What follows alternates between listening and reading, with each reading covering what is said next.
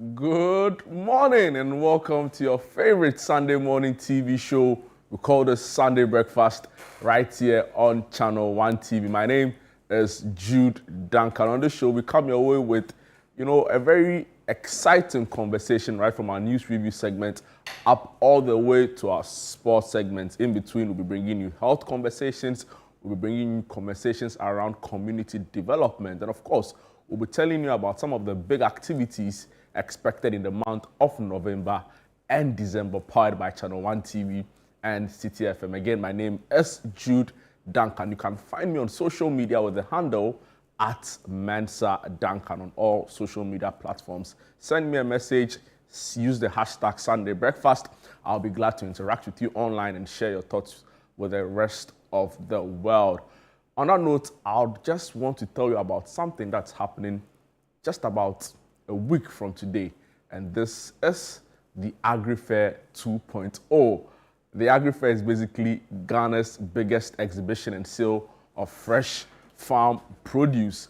Now, what happens here is that we have so much on display for you, our lovely viewers and all patrons, to come in there at the Ifwa Sutherland Children's Park to come and do your Christmas shopping. The very first edition of this fair was held in June. It was breathtaking. It was absolutely remarkable. The level of patronage, the fun, the expectations that were met.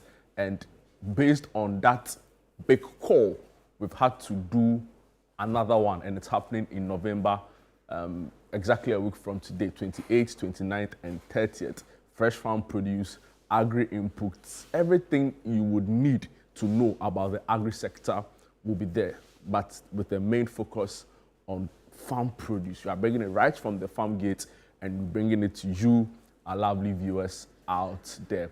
Also important for you to know is that during this fair, there will be specialized clinics. So if you are interested in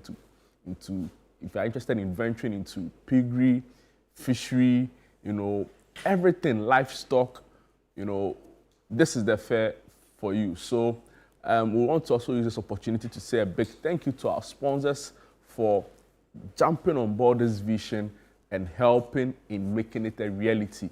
And I'm referring to the Development Bank Ghana, Legacy Crop, Gesal, Ghana Exim Bank. They were with us during the first edition, and they've stuck with us all through. Of course, IDH, Horticulture Business Platform.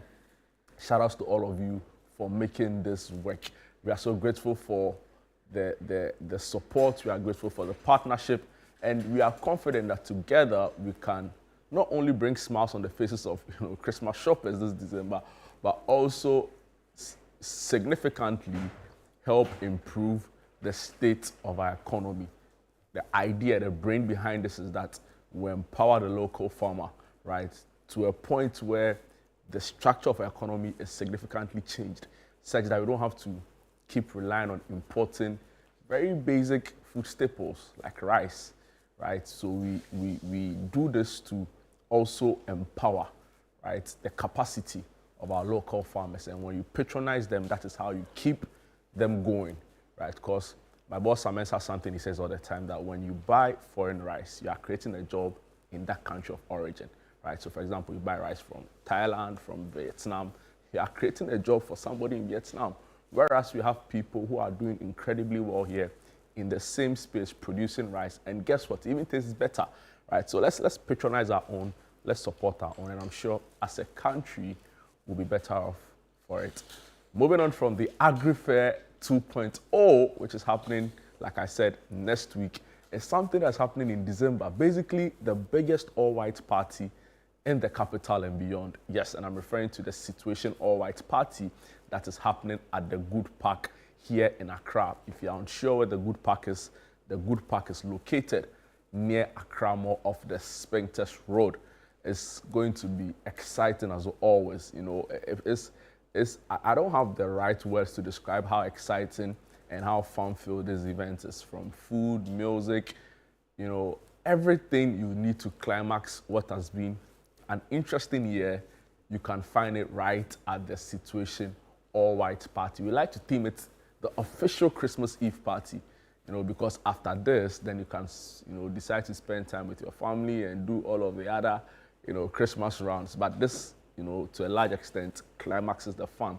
So you don't want to miss out on it. It's happening again at the Good Park.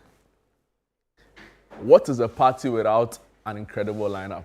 So we have built for you on the 24th of December 2025, Kofi Kinata, also built to perform that day as Akwabwa.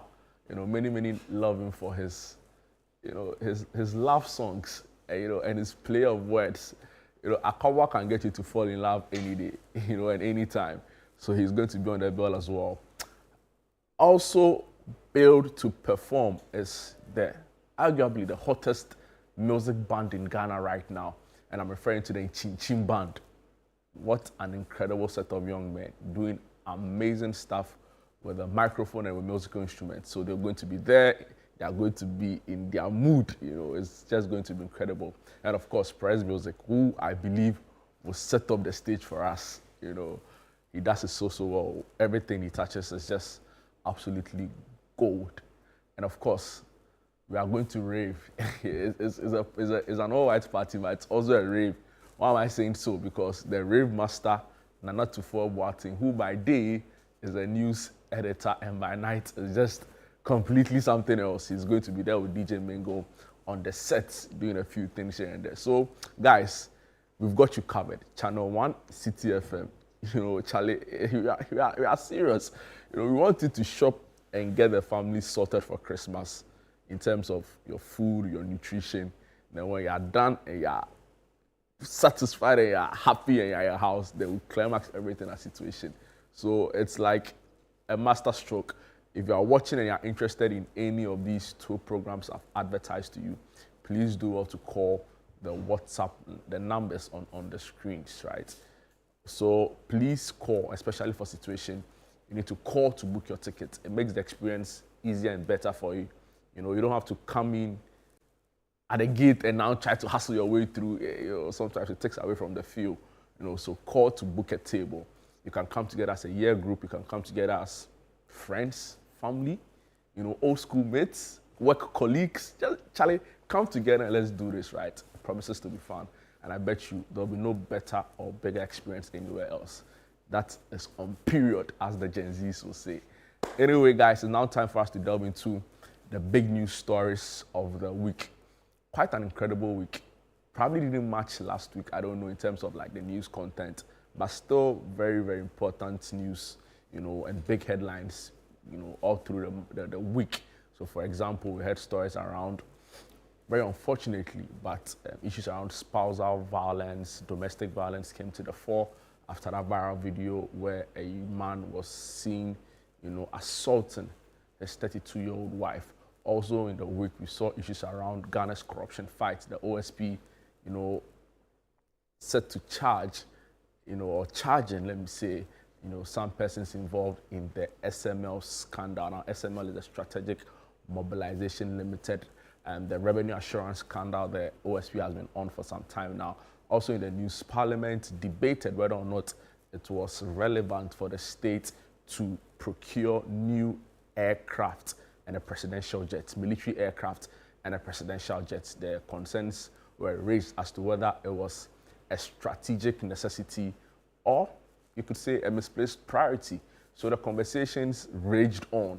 Sometimes it got very, emotive and very tensed.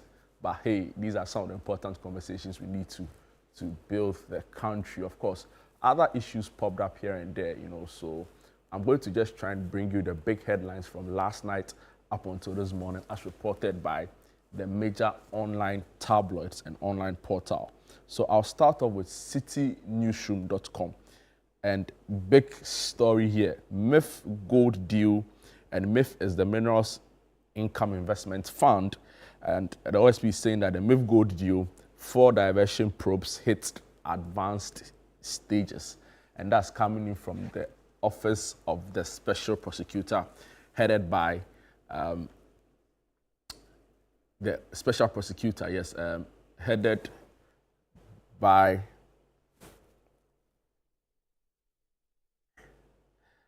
headed by Kisej Abin, I beg your pardon. Moving on, in the Ashanti region, a caretaker allegedly pours hot water on 9-year-old girl for defecating in room. Some other stories here. MPP Elections Committee rejects claims of disenfranchisement ahead of primaries. In Weja, the Ghana National Fire Service to release a report soon on the Weja plant fire. And Galamsey stories, stop retreating, start fighting, eco-conscious citizens to NIMOS. And the Peace Council Lord Otunfo's leadership as Boku mediation nears final phase. Ambulance service officer apologizes over viral Fulani recruits video. That clearly didn't go down well with the Fulani community here in Ghana. And member of the NDC communications and legal team, Nick Pakpo Samoa Ado, was on a big issue yesterday, and according to him, MPP prioritized the Kufuor's comfort over aircraft acquisition. Interesting thoughts there by Nick Pakpo Samoa.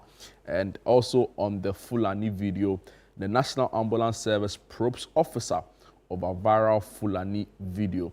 The former PMMC MD says the 2021 was the right time for the new presidential jet.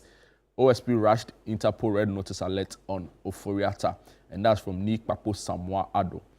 Ghana appointed vice chair for 2026 and chair for the 2027 Kimberley process, and this is in relation with the ongoing conference in Dubai, of which Ghana's contingent is led by the managing director or the CEO of Ghana Gold. Moving on to some more news. Ghana uniquely positioned for ECD adoption, and that's coming in from the first Deputy Bank of Ghana governor. I'll move on to some other online portals, and ChannelOne News is also reporting that a 9-year-old girl allegedly assaulted by caretaker for defecating in room. Also here, don't rush public statements on investigations. That's coming from Ni Bakpo Samoa Ado. Executive jets are necessity, not luxury. That's coming from a security consultant, Richard Kumado, who was also on the big issue yesterday with Selom Adonu. Moving on to some other stories here. Blue water guards destroy Changfang machines on river and Cobra. Also here, police intensify highway patrols ahead of Christmas festivities. Ghanaian students abroad stranded as government stipends delay for months. Ghanaian students stranded as government stipends delay for months. Moving on to some more stories, the ChannelOneNews.com, ChannelOneOnline.com is reporting that Opoku Agyeman, that's the vice president, leads Ghana's delegation to the 7th AU Summit in Angola. And also hear from the vice president, intensify local cocoa processing to boost revenue. That's from Professor Nana Jane Opoku Agyeman, who, by the way, her name came under intense scrutiny. You know, some people said, her name was, as we've heard her mentioned over and over again at the inauguration, Nana Jane Opoku Agyeman. Others said no. I think that it was the president that, during an event at the Jubilee House, said that the official arrangement of the vice president's name was Professor Jane Nana Opoku Agyeman, not the other way around, as in Nana Jane. And it's generated a whole kind of interesting thoughts on social media, because other people were like, we've heard her repeatedly refer to herself as Professor Nana Jane Opoku Agyeman. But I think clarity has been brought to the matter, and the matter has been laid to rest. Bernard Ableh on Wednesday interviewed Lord Paul Boateng. Now, Lord Paul Boateng is a member of the UK House of Commons. He was in Ghana as part of the ASET board meeting, of which he's a board member. Of course, he was also present at the Kempinski, budget review conference. And when Bernard sat down for some interview with him in the aftermath of all what he's been in town for, some interesting revelations were made. So it's reported on ChannelOneNews.com that youth-led agri-entrepreneurship key to Africa's future. And that's from Paul Lord Boateng. Also here, Africa's tax system must be transparent, effective. And that's also coming in from Paul Lord Boateng. Let me move on to the Ghana News Agency. Some big headline stories here. SML case. Ofori Atta others for court on November 24. And Mahama announces enhanced conditions of service for envoys. Moving on, court extends hearing of Lumbe's case to November 25. Mahama charges envoys to promote Ghana's image as a beacon of peace. In the Shai Osudoku district, hospital launches antimicrobial resistance awareness. And in some other related news here, Attorney General will defend 400 civil suits on the 2026 budget. Parliament adopts report for the review of Petroleum Revenue Management Act. Also here from Parliament, Parliament approves 10.46 million tax waiver for Tata Consultancy Services. Ghana National Fire Service, SIC Life Insurance signed MOU to secure life of firefighters. And some other stories. Trademark Africa advocates harmonize standards to boost regional trade. Let me move on quickly to the newscenter.com. The News Center is also reporting that Nana Addo should be questioned over looting by Ofori-Atta, and that's coming in from a former NPP flag bearer aspirant, Dr. Acta Kennedy, now based in the US, practicing medicine. Also here, police destroy 4.2 billion Ghana cedi worth of cannabis. Mohammed's Gold Board has legalized galamsey, and that's coming in from a former GIMPA rector, Professor Stephen Adai, and also a former board chair for the GRA. Professor Stephen Adai. BOG leads banknote care campaign at Makola Market. We brought you the story yesterday where the Bank of Ghana governor himself and his deputies were seen, and other staff were seen touring some selected markets in Accra, engaging markets and drivers and other commuters on how to properly handle the city. Some political news. Proxy voting ban endangers MPP presidential primaries. And that's from the MPP USA chair. Minority accuses government of blocking anti-LGBTQ bill. Some other stories say University of Ghana probes Jampo Donfe clash on TV3. In Kokrobite, a 54-year-old man arrested for murder of his daughter. And these are the big stories on the newscenter.com. Let me take you to the foreign front. The BBC is reporting that US insists it's altered Ukraine peace plan after claims of Russian wish list. The story comes with a photograph of Ukraine President Volodymyr Zelensky. Also in the news, there's an article on who killed young Chechen woman who fled for Russia for a life of freedom.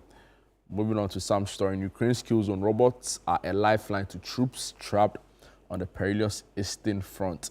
And in some sporting-related news, if you're a Liverpool fan, it's clearly not good times at all, because Liverpool in full-blown crisis and slot under severe pressure following that really humiliating defeat against Nottingham Forest at Anfield. Clearly embarrassing for Liverpool, who are in this league or playing in this current league as defending champions. They've lost about 6 games out of a possible 7. Clearly, no good times for the club. So we'll bring you some headlines now, and I'll go back to citynewsroom.com. And rather, unfortunately, yesterday we brought you the story of a 54-year-old man who assaulted his daughter up onto the point of death over an issue where the daughter, according to him, ate food that was supposed to have been for another sibling. And, it's very, very worrying. We've said repeatedly that considering everything that is happening, not even here in Ghana, but on the continent, we hear of South Africa and the issues around the rise in femicide and domestic violence and gender-based violence, right?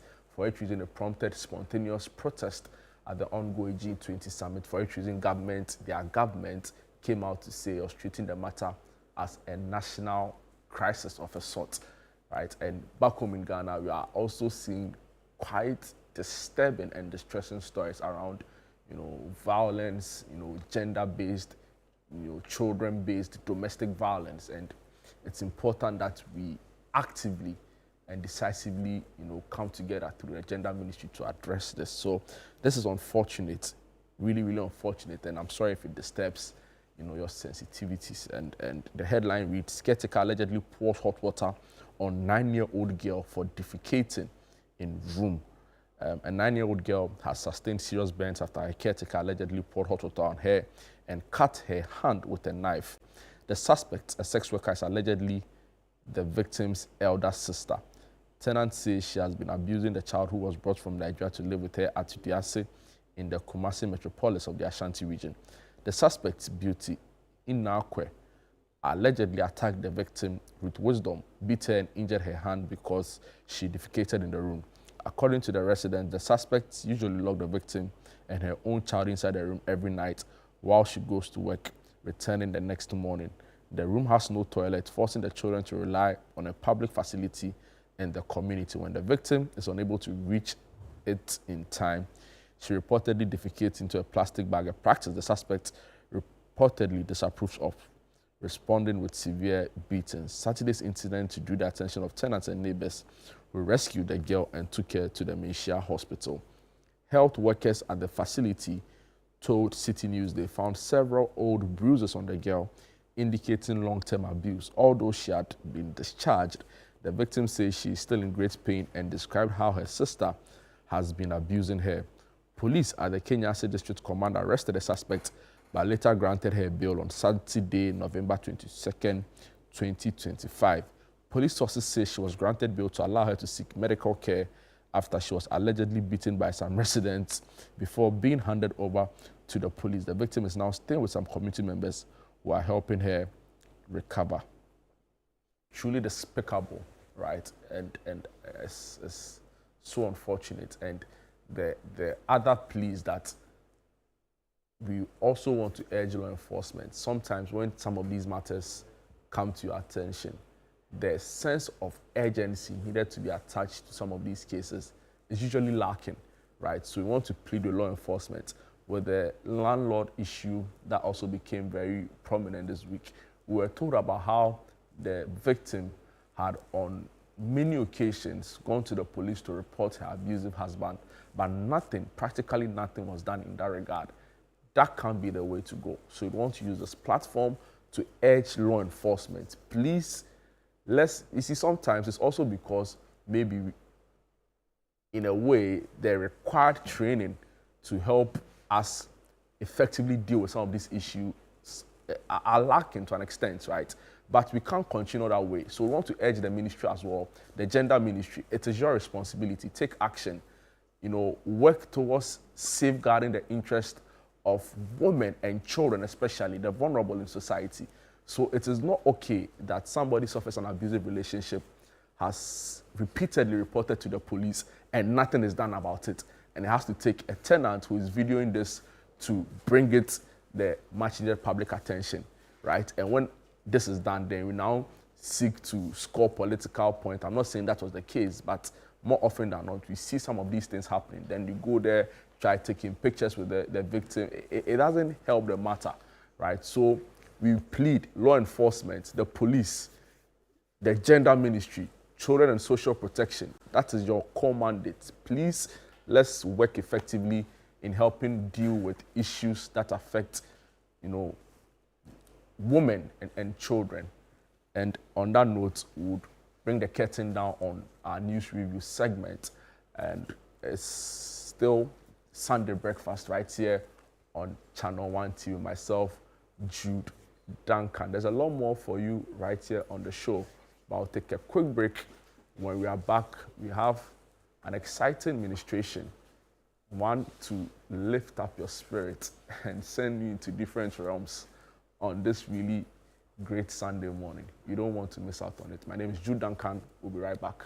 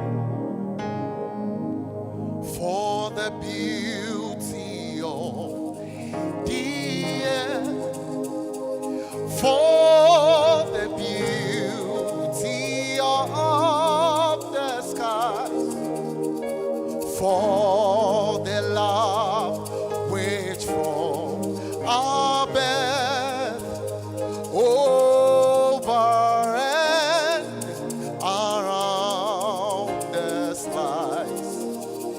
Gracious God, to thee we raise this our sacrifice of praise.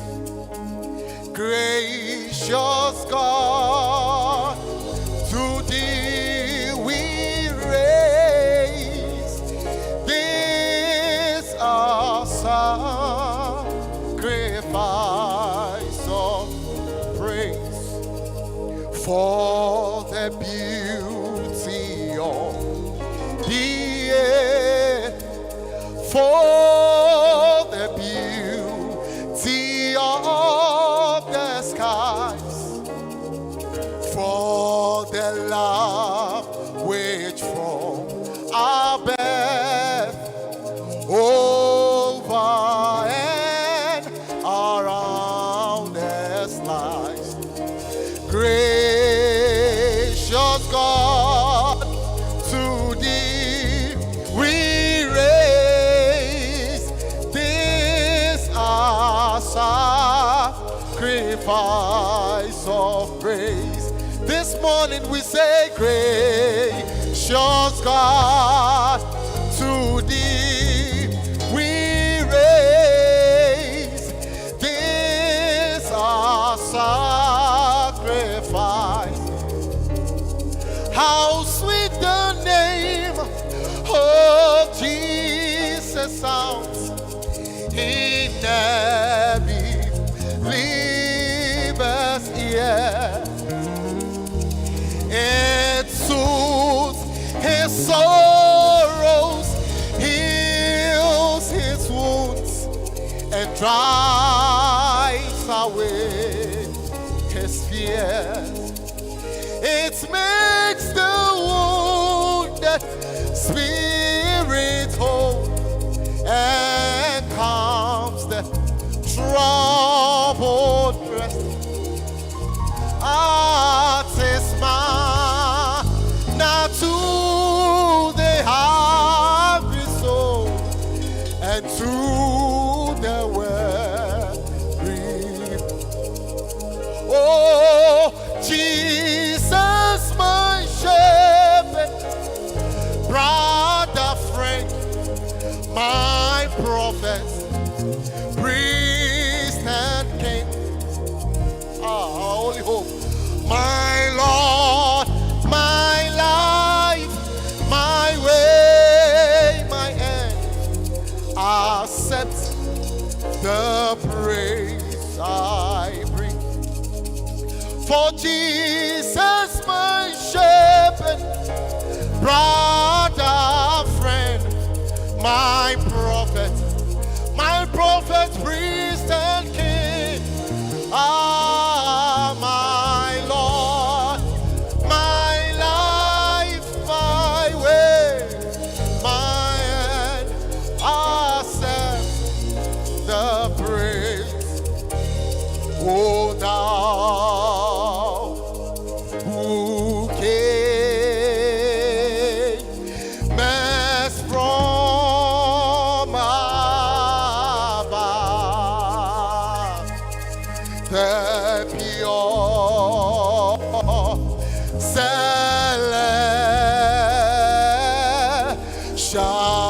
fire to impart candle and flame of sacred love on the in all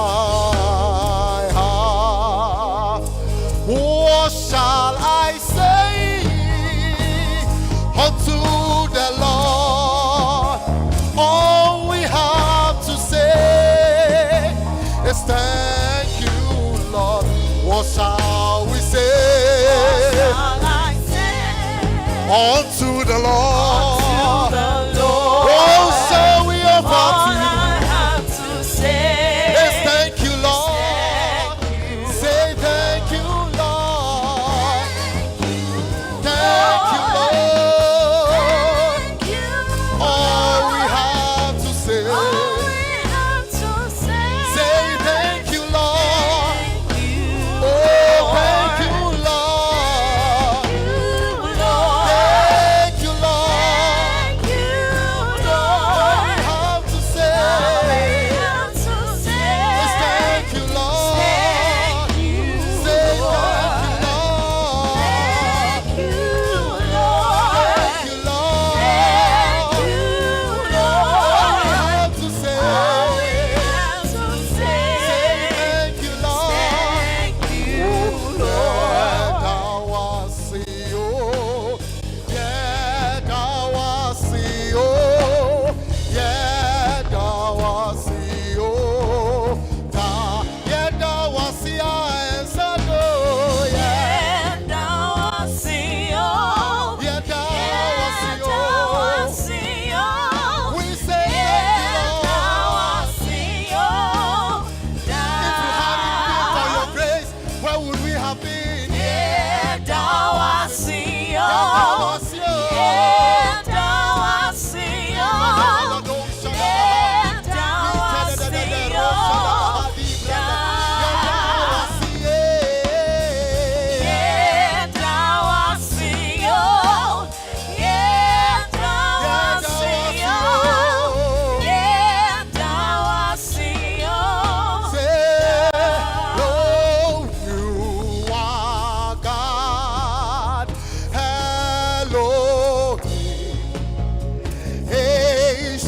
Of days, rain, rain, there is none like you, Lord.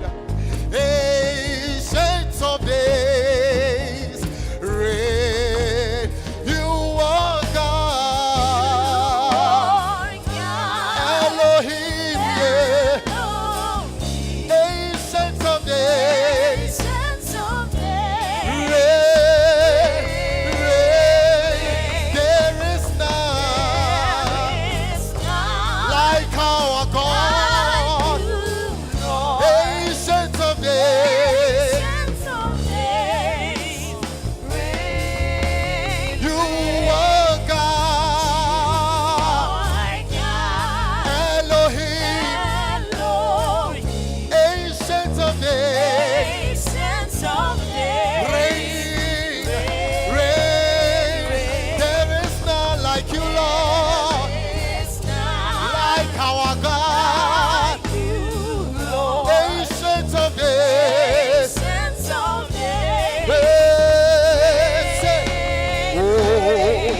Yes, you are my father, beyond. Mr. On your time for me. Yes, you are your fair. Yes, you on your time. Yes, you are your father. Yes, you are your father, beyond. Yes, you on your time. Yes, you are. Yes, you are. Yes, you are your father. Yes, you are your father. Yes, you on your time. Yes, you on your time for me. Yes, you are. Say, Odimenim Semburuku. Odime chise jafedu. Yes, wa ya fe. Yes, road ya tafube. Odime nim se muruku. Odime chise jafedu. Yes, wa ya fe. Yes, road ya obubobo. Obubobo se jatombo ya. Sina Yesu di Kadendi. Abu Bob se jate. Sina Yesu Yesterday, Kadendi. Abu Bob se jate. Sina Yesu di Kadendi. Oh, Abu Bob se jate. Say, enuti eradi ewuso. Eradi ewu ye kase. Eradi ewuso.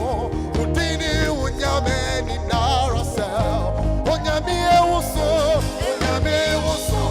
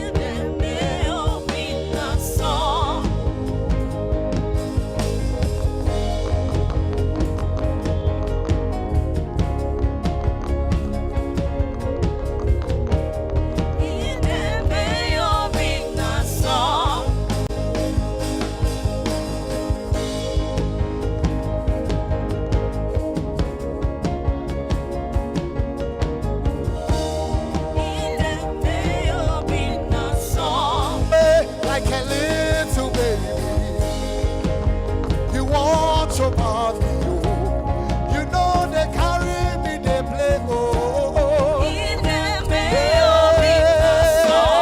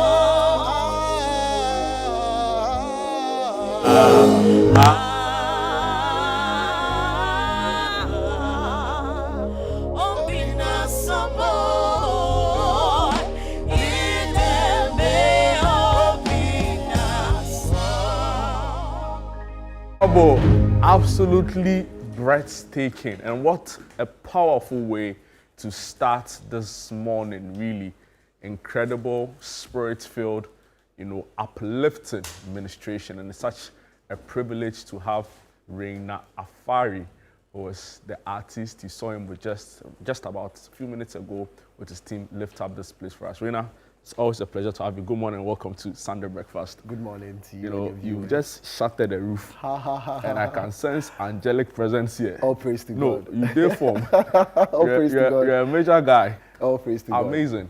All praise to How God. has it been for you? How's the experience over the years? Because you've been in this for quite some time. I've seen you at a few places. I think the last time I came across a video of you or something like that, that's what you were dancing on some other channel with the police officer musician. Oh, yeah. How has the experience been for you? It has been quite good. The experience has been good. We are doing everything for God, and He's the reason why we live. So, yes, with God, all things are possible. So Amazing. Yeah. With God, all things are possible. How long have you been doing this for? Where did it really start? Okay, so if I should say, it has been my whole life. Right from birth. My mom is actually part of the singing band at church. Okay, what church? Ebenezer Methodist Church. Okay. Yeah. Ebenezer Methodist Cathedral. Okay. Yeah, at Medina. So yeah, music has been part of the family. But I really went into music right from SHS. That was somewhere 2012. Yes, and before it wasn't gospel, I wasn't gospel, yes. You were channeling your inner Kodoinchi and Sins. We were just excited to do music. Yeah, so, but after school in 2012, then I decided to do fully gospel. So that was when you felt the calling strongly over your life. Amazing. So after school, as in like uni? After SHS. Yes, going into uni. Yes, please. So your whole time at university was just ministering. I was ministering, but funny enough, I wasn't part of the school choir too. I went to Legon. The best really? University. We are aligned. we are clearly aligned. What hall were you in? Okay, so I was non-resident. Oh, okay. Yeah. Okay. Wow. So this was what year? I completed 2016. Oh, okay. Yeah. Amazing. Wow. So at Legon was where you felt the calling like very strongly. Exactly. And you've not looked back since. Never. It's interesting.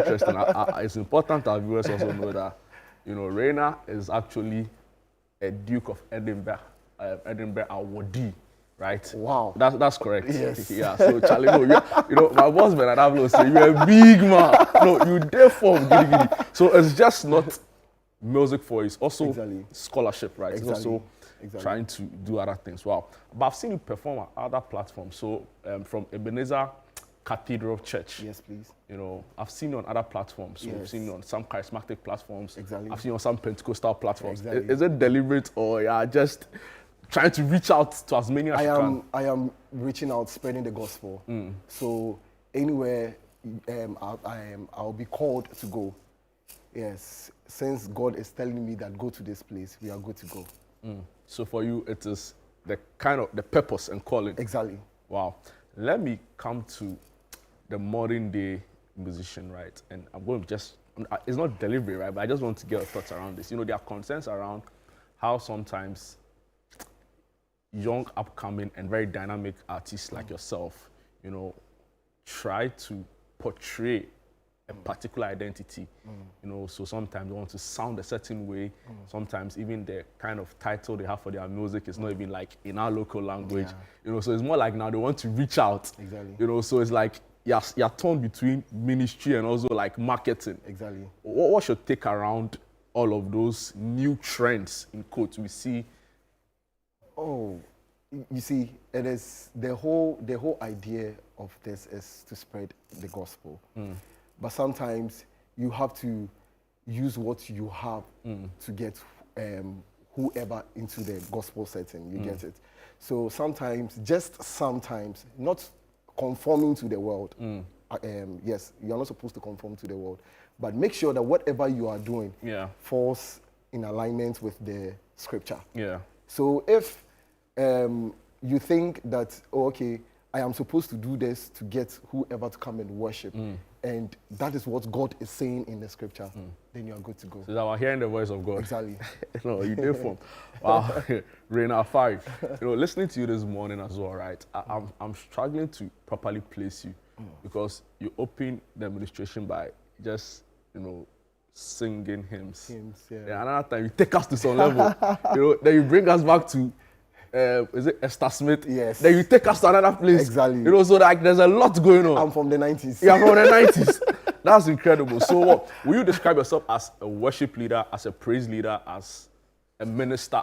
I just want to get... I am part of all. No, everything goes. Everything goes. Just say, Since it's preaching God, since it's proclaiming the word of God to the masses, I am in. you preach the gospel as well. I don't preach, but I preach through music. Interesting. Wow. Reina Afari. You know, interesting. We also know that there's a big event coming up.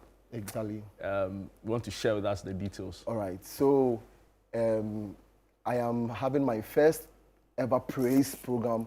Oh, this is your maiden? My maiden one. Wow. First ever. It doesn't feel like it. You know, listening to you sing today, like you've done play. I've already done the demonstration here. Congratulations. Amen. So Amen. where is Thank this you. happening and what's the name of this program? So it's dubbed Ebenezer Praise. Ebenezer Praise. Yes. You know, Ebenezer is a word I rate. You know, how do the Gen Z even say it? Like I can relate to it so well. I think it's First Samuel chapter 7 verse 12. Yeah, when you go to Mizpah, Yeah. they say Ebenezer. This is how far the How Lord the has Lord brought has us. brought us. Exactly. Charlie, you did form. You know, you did form. Wow, amazing. So Ebenezer Praise. Yes. Is it happening at the Ebenezer Cathedral? Cathedral on the 7th of December. So that's your home church? Yes, my home church. That's where everything began? Exactly. Wow. Exactly. And what's the feedback like? Oh, it has been good. People are responding good to it, and they are promising to come. In fact, the whole idea is not to promote myself or whatever, but it is just to praise God. You know, something happened in 2021. Okay. I went to work in Obuasi, yeah, and something happened, and I want to share that testimony there. Please do. Yeah. So. You want to share? No, you should. No, I'm you not sharing it here. I am keeping you in suspense. You want to, yes. So our viewers should make their way to Of course. the Ebenezer Cathedral. It is one big testimony. Yeah, that will inspire people. Exactly. can't wait. Yeah, Exactly. you've already, piqued my interest. So you might never know. I'll probably be at the front row. But Reina, it's such a blessing having you this morning. We are you. grateful for Thank answering the call. you. Some people, they hear the call, but they go and do another thing. Actually, they go and do their own thing. But it takes a lot of obedience, to answer the call, especially at a time when everybody's just, So we are grateful for your life. We are grateful for your time this morning. Amen. I don't know if you have any other words you want to share. People have been helpful. I still have an incredible team, and I think we should just give them a round of applause. So, Charlie, the drama they hit the team, they've been with me all time. And I want to appreciate them. I want to say thank you to them. They've really been of help, support, and everything. So it's the same core team I'm going to see exactly at the Ebenezer Praise. The subsection of the team. The team. Amazing. Are there other people who have helped you in any way? Oh yes, ACP Kofi Sapon, Diana Hammond. Oh. Brother Bafo Nketia Sapon and Benjamin Okai. They really helped me with the music thing, yes. And one Benjamin Ajay too. He's at my church. He's actually my MD at church. Oh, okay, nice. Wow. Are you open for any sponsorship? Maybe somebody's watching, they feel like this is a ministry I want to jump on. Oh, you're okay? Oh, no, I'm not okay. Anyone who wants to support the ministry, it's open. You can take my number 0244 071699 0244 071699. Yeah. We are welcoming all sponsorships. Yes. Interesting. Yeah, on social media, I want to believe. Exactly. Across all platforms. Across all platforms. I'm on Facebook, IG, Facebook, IG, and TikTok. You don't like Twitter? No, I don't like Twitter. No, Twitter is, people. I know, it's okay. Anyway, thank you so much, Reina Afari, who was a worship leader praising that. I want to just put you on the spot briefly. Who is that dream collaboration you've been just hoping that it works out for you? Maybe 2 or 3. Joe Metal. Joe Metal. 1. Really? Yes. Wow. Obapa Christie. Wow. ACP Kofi Sapon. Oh, you've not collaborated with him already? No. But you're hoping for it? Yes. Interesting. I'm sure he's watching right now. Anyway, thank you so much for your time. And I want to say thank you to my mom, my dad, my brother. My brother has been like a pillar. Desmond, Afari Dalcon, wherever you are, God bless you. I want to say thank you to my church, Ebenezer Methodist Cathedral. They've really, really been of help, supporting me. I want to say thank you to Eva. I want to say thank you to Afrakuma, everybody. Just the whole squad. Yes. Thank you so much, Reina. That's all time will allow us for an exciting conversation. Before that, he just lifted the mood, right? It was an incredible ministration. The Ebenezer Praise event, or it's a show. Ebenezer Praise Gospel concert is happening on the 7th of December at the Ebenezer Cathedral in Medina, yeah. Guys, you don't want to miss out on it. His contact is out. If you missed it, you can go back to the show and get it and reach out. They're available, or they're also seeking help. If you want to support this, if you believe in this dream, they'll be glad to help, to have you come on board to share in the vision. We'll take a quick break. When we are back, there's a lot more right here on Sunday Breakfast. Welcome back. This is Breakfast Daily, Sunday Breakfast rather, right here on ChannelOne TV. My name is Jude Duncan. Ideally, Eno will be here with me, but she has to attend some other things. But she'll be back, guys, don't worry. So it's still Sunday Breakfast with myself and Eno Safo, who is joining me in spirit. But of course, the number on your screen, that is how you can be a part of the show. If you also want to use the social media route, that is totally fine. Use the hashtag Sunday Breakfast on all social media platforms. Personally, tag me, hit me up with my handle on X, formerly Twitter, at Mensa Duncan, and I'll be glad to read all of your messages across for you. Just gone by, you had an exciting conversation with Reina Afari, who later next month will be having his maiden praise and worship event at the Ebenezer Cathedral Methodist Church. So guys, it's in Medina. If you're excited about what you saw today, please do support him, join him there, and let's have a good time. But it's now time for our conversation on health and related matters. And It's always a pleasure to have joining us Dr. Annie Gazy, who does many things, right, within the space. I'll share with you pretty shortly. Today, she's going to help us on a conversation on issues around masculinity, how to, the not necessarily the safeguards, but the challenges, how to also overcome the stereotypes, a very, very big part of it, because sometimes, people go through certain ordeal and they are forced to not show emotion, they are forced to not show expression, and they inhibit all that they go through, the emotions, and it becomes a much more complicated situation. So Dr. Annie Gazy, who is trained in that space, is going to help us, sort out the issues and give us the best possible way to address all of these concerns. Dr. Gazy, good morning and welcome to Sunday Breakfast. Good morning, Jude. It's always an honor to be here, and happy Sunday Happy to you. Sunday to you as well. Yeah, we are blessed today. Absolutely, except that for some people, rather, it's been a depressing week. So early on this week, we had a story around spousal abuse that really got the whole country talking. A landlord who, stripped naked his tenant, his wife, and, hurt her in very, very abusive ways. And it took a tenant to video this for it to go viral. This morning, I've been reading around how, in the news again, how an auntie of a 9-year-old girl a sister of a 9-year-old girl has been abusing the niece, in very horrific ways. Also in the news yesterday, we saw a story of how a man murdered the 9-year, I think the daughter. The age wasn't quite given, right? And of course, we know all that is happening, for example, in South Africa too, where protests have broken out as a result of femicide cases that's on the rise, gender-based violence, domestic violence. So it's been a very difficult week, and I'm sure you've been following the issues as well. I don't know what your brief thoughts are on this. Yes, I have actually, and it's really sad.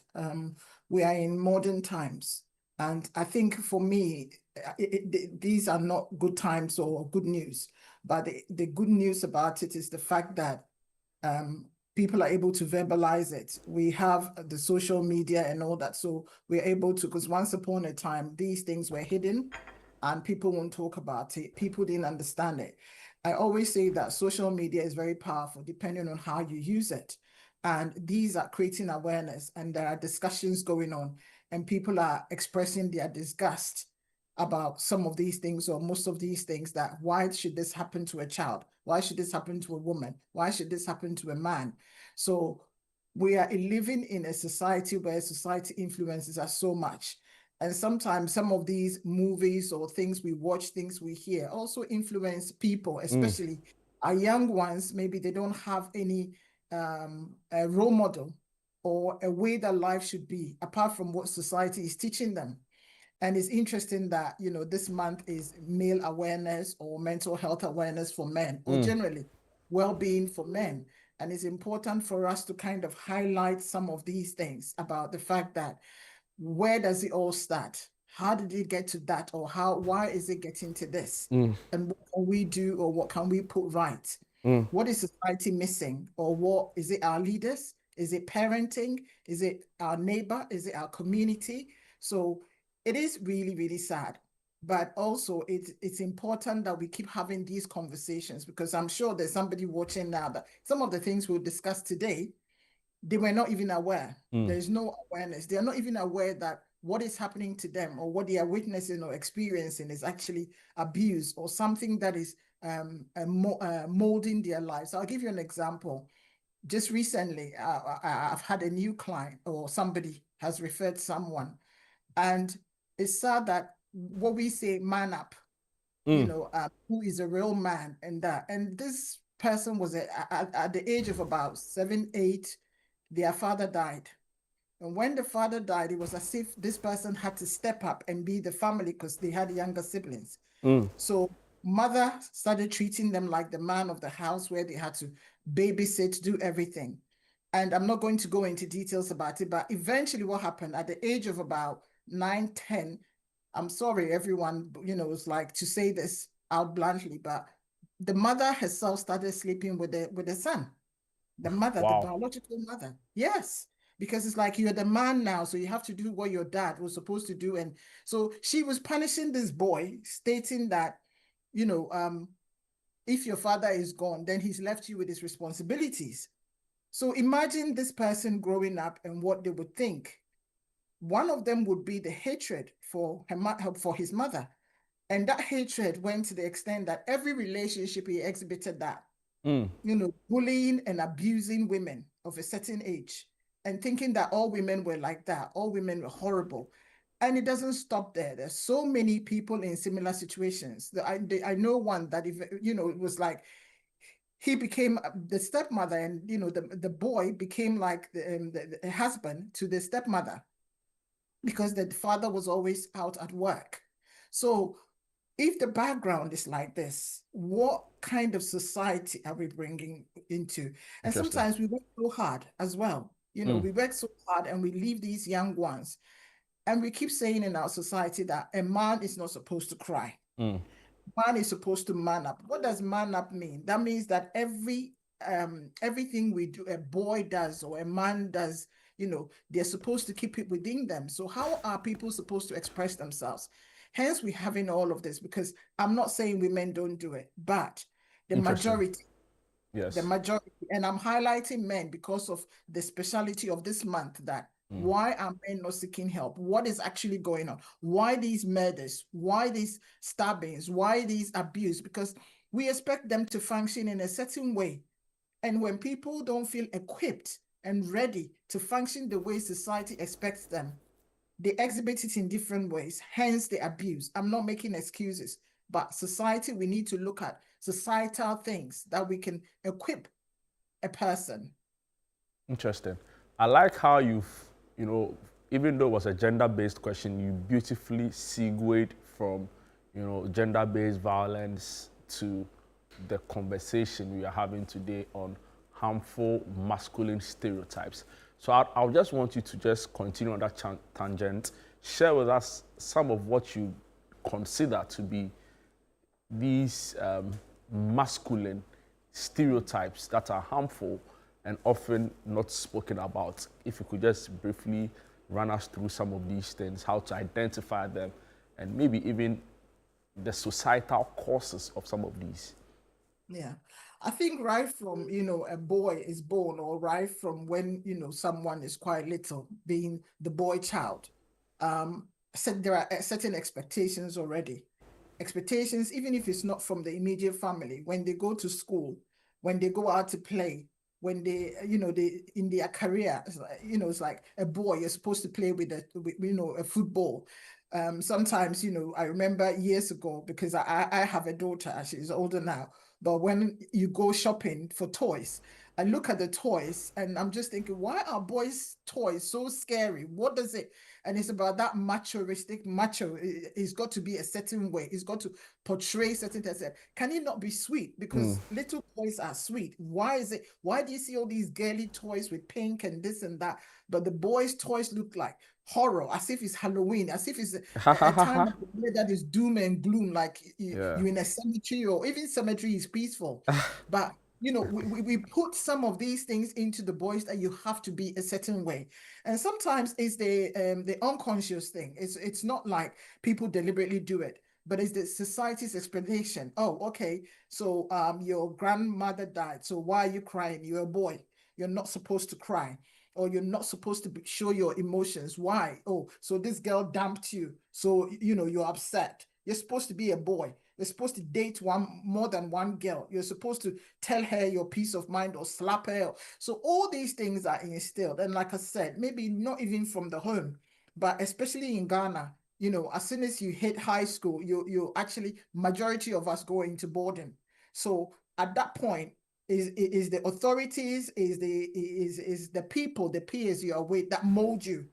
You only go for holidays, maybe 1, 2 weeks, 3 weeks max, and then you're back in school again. So you're being molded by the environment where you're in. And people are coming, I always say that there's so many things that I learned from high school that I didn't learn from home. And I'll say that there were some really, really horrible or bad things that I didn't even know, I'd never been exposed to, because it wasn't something that was discussed in my family home. But in the boarding institution, these things are talked about, especially our private parts and all of that. These things are detailed, and I didn't even know about abortion and all that. I heard all of that, and I was very young. So a boy is molded in such a way that they feel that I'm responsible, I'm supposed to, or I have to man up to, in quotes, I have to be a real man. Who is a real man? A man who doesn't show his emotions, a man who doesn't say that actually I can't find a job. Actually, I'm not in my dream job at the moment. I'm not in my dream career. I'm struggling financially. To the extent that some men will not even discuss it with their spouses that actually, do you know what? I've lost my job, or I'm not getting enough income. They feel that I'm the man. I'm supposed to provide. So you keep your money and then I'm supposed to provide. Meanwhile, they're struggling. Instead of saying to the wife, actually, you've got a career, or you've got a certificate, or you can trade, or go out and let's do it 50-50, or let's work together. But they feel that they are responsible for everything. It's great to have a man who does everything. I'm not disputing that. I'm not saying that the man is not the head of the family. This is not what this conversation is about. But it's about how much are our male our male gender taking on? How much are our men, our boys taking on? Why is it that a man cannot say that actually I suffer from depression? Actually, I'm stressed, I'm burnout. Why can't a man go to a lady boss and say to the woman, because it's a woman, their boss, that actually this is too much for me. Maybe I need more training to be able to provide. So all these expectations make it difficult for men to express. You're in a marriage, maybe it's not going well. I'm not sitting here saying, oh, it's only men who are trouble. Maybe the spouse is also somebody who is a big spender, or a trophy wife, or whatever, who is taking money all the time, or doesn't clean the house and all that. But there are various ways of actually making things work instead of hitting them, instead of being verbally abusive, emotional, financial, stopping them or not giving them money and depriving them or depriving the children of what is rightfully theirs. If you feel, because that's one thing I've noticed about society, as soon as you hit a certain age, oh, so when are you getting married? When are you having children? When are you? So pressure, people are forced into doing certain things like marriage. And I'll be blunt about it. There are majority of our society who are married who really, truly, maybe should I say it wasn't time, or they were not ready. But society makes it that it's time for you to. So what are you waiting for? Well, you have to leave home. And because of that, they go into this institution that is so huge. And some of them just plan towards wedding, especially we women. Let me just say, it's just all my mates are getting married. So they don't think about marriage as it's for life, for better, for worse, and that. They think about it. All that they think about is my wedding day and who is coming, who is attending, and what I'm going to wear, and what people are going to eat or put on social media to show that I'm married now. So they don't think far off. So the first 2 years or so is the honeymoon period. Maybe they rented a place, or they have their own place, or they live at home. Then they realize reality sets in. The monies, the career, the things, the children, all that they wanted to do, or maybe first baby comes when it wasn't planned. And they realize there's more to life than this, or there's more to marriage than this. So the problems start. But it's about having that. I always say that when we are going for the marriage counseling and all of that, it's pre-marriage counseling. We shouldn't just look at it as, okay, I go and see my pastor, we talk 6 sessions or 12 sessions and that's it. We need to look at every aspect, almost every aspect of it, in terms of our daily lives, our career, what I like, what you like, sex, everything. So that at least by the time you finish, you won't cover everything, but at least you will feel that I actually know this person more than. I think because of religion, and I'll say that with all due respect, that we cover certain things. So when we go to those religious counseling and that, there are certain things we don't want to disclose because we don't want to be seen as a certain person. But if we can be open and say, this is what it is, this will help us. And also even, I'm not focusing on just the marriage aspect, but if people will be open and then talk to people about situations, that would help. Interesting. Communication. Doctor, yes, sorry, yes. Carry on. Yes, I really love the points you make on communication. I also wanted to find out from you, what's the role of society in all of this, right? Because in one breath, I get the sense from all that you say that society creates that pressure, right, of undue expectation, especially on men. Now, what can we do, to support men and also deconstruct some of these, harmful stereotypes? Good. That's a very good question. We are all responsible for one another. I'm my brother's keeper. You're working with men. You live with a man. You have a brother. You have a friend. And you see them going through stuff, or you pick up certain things that maybe they are not even aware. You need to be able to find a way to talk to them. If you feel that the relationship you have with them, it'd be difficult for you to talk to them, seek somebody that you feel, this person will be very comfortable talking to that person. So let me talk to that person to find a nice way to highlight it, or to tell them, I've noticed that you don't look happy, or you come to work very angry. Or my husband, it looks as if these days you get angry compared to before. Look for their soft spot. I'm not going to say their weakness, their soft spot. There's people, they wake up in the morning, they are very happy. Some are moody. Some you catch them in the afternoon, some you catch them in the evening, where they are in a good mood and said, I really want to have a conversation with you. I've noticed these things. And, with all due respect, it'd be good if we can talk to somebody, or you can talk. You don't have to talk to me if you're not comfortable with that. But I think that it's important that at least we have somebody to talk to, or just talk to someone, even if it's a friend or whatever, because maybe I can't help you, because society has a part to play. And when I use society, I use it loosely, because I know that in Ghana, most of the time when something happens, the first person we hit is our president. They've done this, Yeah. they've done. Even the local gutter is dirty. It's like, why is, excuse me to say, President Mahama not doing anything? But my point is that society means all of us. It could be just your neighbor, the stranger living next door or across the road. It could be your mother or your father. As parents, are we doing our work right? So we all have the responsibility to actually talk. And also, let's say if you're a doctor and then a man is confident, let me say, or bold enough to come and say, I've got a headache.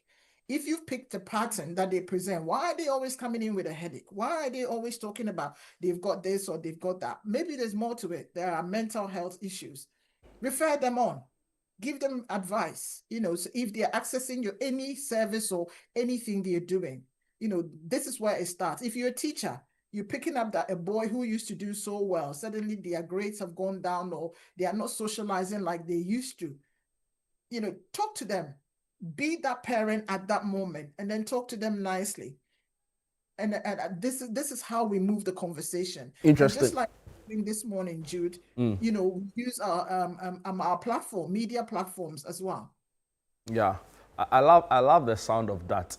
There are also concerns that historically, the more vulnerable group have been women and children. So you even see it in how it plays out at the national level. So you are creating a ministry. It is in the past, as we called it, Women and Children Affairs. Then, Women, Social Protection and Children. It is very recently that it became gender to, in a way, incorporate concerns men face. But even with the name change to gender, you get a sense that it is still very women and children, focused. Right. Yeah. So will you say you're very right. Will you say that there should be a relook at the approach in terms of issues around some of these stereotypes and issues that affect men directly? Should it be a national level, conversation and approach at the policy level? Why are your thoughts around that? Yeah, I mean, you can put 1,000 policies. I believe in policies, but you can put thousands of policies in place. But it's about the implementation that, for me, is important. That's How true. many services do we have out there? So let's say, for instance, we've just reported somebody's abused someone. Some women will come, a man has abused a wife or the child or whatever, and then a woman will come out and say, actually, you know what? He's my husband. I don't want to take it further. I don't want to.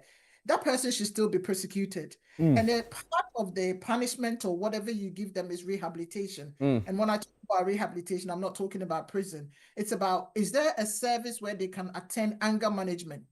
They can attend, how to deal with issues at home, how to be a better spouse, how to be like parenting skills. So we need to put more services for men. Just like it's like most NGOs are around women empowerment, women this, women, like you rightly said. I mean, I'm not going to go into the fact that, you know, the ministry's name should change. You can change it to even men affairs and put a minister there. But the thing is, at the implementation level, what is actually going on? You know, in our institutions, do we have groups for boys where they can go and say how they feel? Or, you know, they are changing all the time. Their body is changing, their hormones are changing. Is there a place where they can talk freely without feeling that they are being stigmatized or they are being looked at as you're too weak? Even our jobs, I remember once upon a when I was growing up, how dare you say you're going to study nursing when you're a boy? There were jobs that were for like it wasn't specifically for, but society believed that women become teachers more. I'm talking about Ghana. Then men cannot do nursing, women cannot go into engineering, and we're still battling and struggling with some of these things that certain jobs are for certain people. So it's about society saying that actually anyone can do anything, unless, of course, for whatever reason, biological reason or medical reasons or whatever. But we need to implement services, more services, open space for men, places, hubs where boys can also go and learn. Men can learn that actually being a boy doesn't mean that you can't cry because you've lost your mom or you've lost your grandma or something bad, you've lost your job. It's okay to feel vulnerable. And it's okay to say, I love you without somebody seeing you as you are weak. Because these are some of the things. Dr. Annie, what will be your parting words for us, right? What would you want to leave with us men, especially with regards to the help or seeking help, you know, that we need when issues like this come up before you take leave of us? Yeah. What I'll say is men should look after themselves. Men, look after yourselves. You know, if you need help, if you need support, if you need advice, we are in 2025. You know, just like women can wear trousers, once upon a time we were not allowed to, just like we feel free. And if you have a husband, son, any male, whatever, in, you know, as a woman or as whoever you are, a mother or whatever, please let them, support them to seek the help that they need, whether it's mental health or physical health, whatever medical, whatever they need, let them seek help. And if you have, like, because I know lots of old school students or friendships and that, and it's a male group, I keep empowering my old school. Whenever you have any event, invite somebody to come and speak, to do a talk. Then I come and I'll talk about some of these things. I talk to everybody in general, but I also create a space where people can come and talk. So whenever you have your big, beautiful events and barbecues and stuff like that, get a specialist once a while, every quarter, or how many times you meet a year, and get somebody to come and talk and also provide the space, collect information, create a desk and put it there. That these are services that men can also access for support. So in your conversations, please bring that in your football times, bring that in, that people actually, that's why we have high suicide rate now for men, because they are not opening up. But if we can do that, we can win. So we are all in it together. Interesting. If we can do that, we can win, and we are all in it together. Very, very powerful parting words by Dr. Annie Gaze, who is a hypnotherapist and an addictive behavior specialist. We are always so grateful for your time and your insights, and thank you for helping us have these hard conversations. You know, we are so grateful. You heard the Dr. Annie Gaze helping us through a conversation on harmful masculine stereotypes and what you can do. A very important message she sends: seek help, reach out. Sometimes you can't carry the burden alone, right? So please, let's all take note of these. From our health conversation, we move to the Western region. There's quite a bit happening there. Our Western Regional Bureau Chief, Kwesi Eje Enim, has filed a report on the Chief of Staff's, benevolence of helping to support special needs students. Also, we bring you that inspiring story of a naval officer who swam a distance of 3.1 kilometers. Why we should embark on this? Her name is Precious Sarah. She'll be telling us more about this ambitious drive. She successfully completed it. She'll be telling us more on this. She'll join us on the show to share more about this really ambitious drive and what the aim really is behind this project. But I'll take you to the Western region, like I said, we bring you first a story on a report filed by our Western Regional Bureau Chief on the Chief of Defense Staff's new project of helping special needs kids in the area. The Ghana Navy, since its establishment, has been known for its excellent work of protecting Ghana's territorial waters from any threat coming from the Atlantic Ocean. But today, the Navy is working to change that narrative or expand that narrative by engaging in more societal relevant initiatives. And that is why we are here at the Western Naval Command here in Sekondi. 23-year-old able seaman Class 2 Akuto Sarah Precious of the Naval Logistics Command in Takoradi is attempting a record 3.1-kilometer non-stop swim, an effort driven by her desire to contribute to a worthy cause. She explains why she has taken on this challenge. My CDSS hosts a DEBA with initiative of building a project for special kids with special needs. So I heard of it, and that thing encouraged me because I was having one senior lady at work who has a challenged child. Sometimes I feel he's not okay when she's at work. Her mind is at home thinking about everything. So I thought as much that I can do something to raise some funds to support my CDSS project so that my senior lady can benefit. So I promised myself, and I had a dream, to set a record in raising funds with swimming in a distance of 3.1 kilometers in Buzia Beach to the Abokwa Island, which is not a normal swimming, but a swimming with heavy waves, heavy currents. But I'll force as much as I can to get to the island and back to set a record, and also raising funds to support my CDS project. I asked her what motivates her to take on such a demanding task. What motivated me to embark on this journey is since I was born and when I was young, I used to love kids a lot. So I promised myself I would do something to make kids laugh in my own strength, not even money, but I will use my skills to make people laugh, especially kids. The commanding officer of the Ghana Navy Logistics Base here in Takoradi is the boss to AB2 Akuto, and she tells me more about her and the significance of this project that she's embarking on.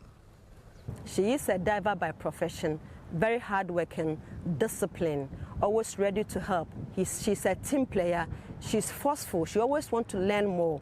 So I am not surprised that she's embarking on this Waves of Hope event to raise funds to support CDS initiative.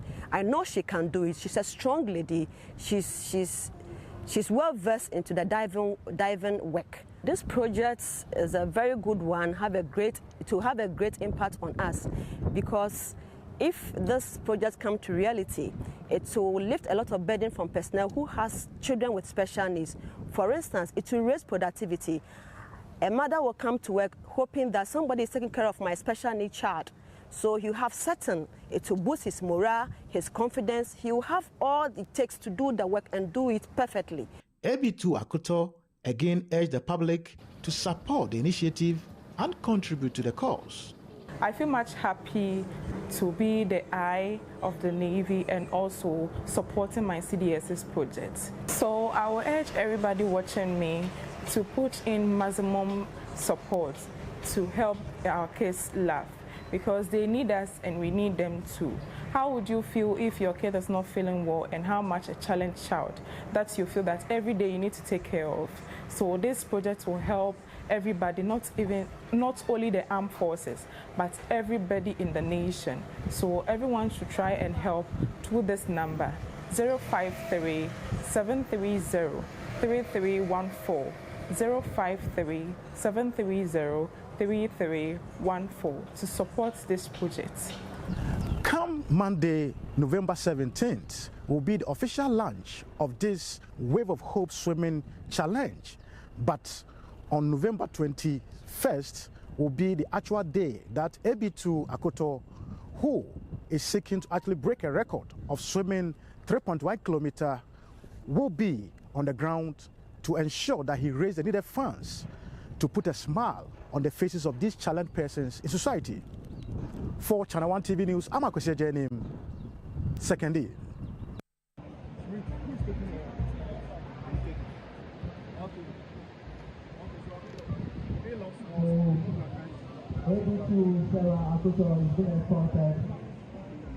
We wish her fair winds and flowing seas. She's swimming 3.1 kilometers from Wizard.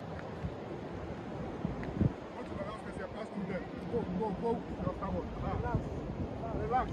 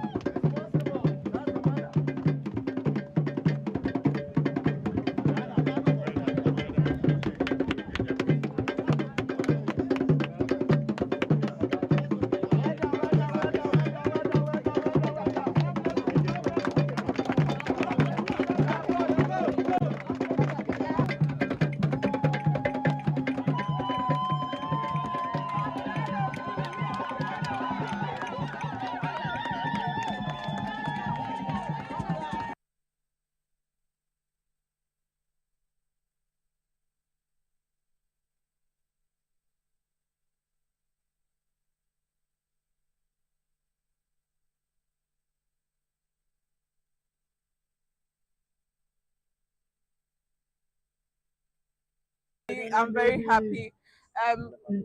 Let's say, like, I can't even talk right now because the energy I used to go, the same energy I use it to come back. So I'm very happy. What I need from you is support the team for the children to smile. Support the team for the kids to smile because they need us and we need them to. Love you all. The project is very important because in the Ghana Armed Forces, we have personnel who have children with special needs. And unfortunately, we don't have such facility within the garrisons. And so it is important that we have this facility in the garrisons. The issue is that the personnel who have these children with special needs, what they normally do is that they seek for these services outside the barracks. And this thing comes with some fatigue and stress. And because of that, if we have this facility within the garrison, it will relieve these personnel from taking their children to that special services school outside the barracks. So if you have it within the barracks, then it means it will make them take care of the children within the barracks. And it will also enable them concentrate on their work because they will not have that opportunity to be taking the children outside the barracks for this purpose. What an incredible story of grit, resilience, and determination. And that is the story of Naval Officer AB2 Akuto Sarah Precious, who embarked on this daring ambition to raise funds and also show the world that indeed a black woman is capable of doing extraordinary things. And we are privileged to have her join us this morning on Sunday Breakfast. Good morning, Sarah, and welcome to Sunday Breakfast.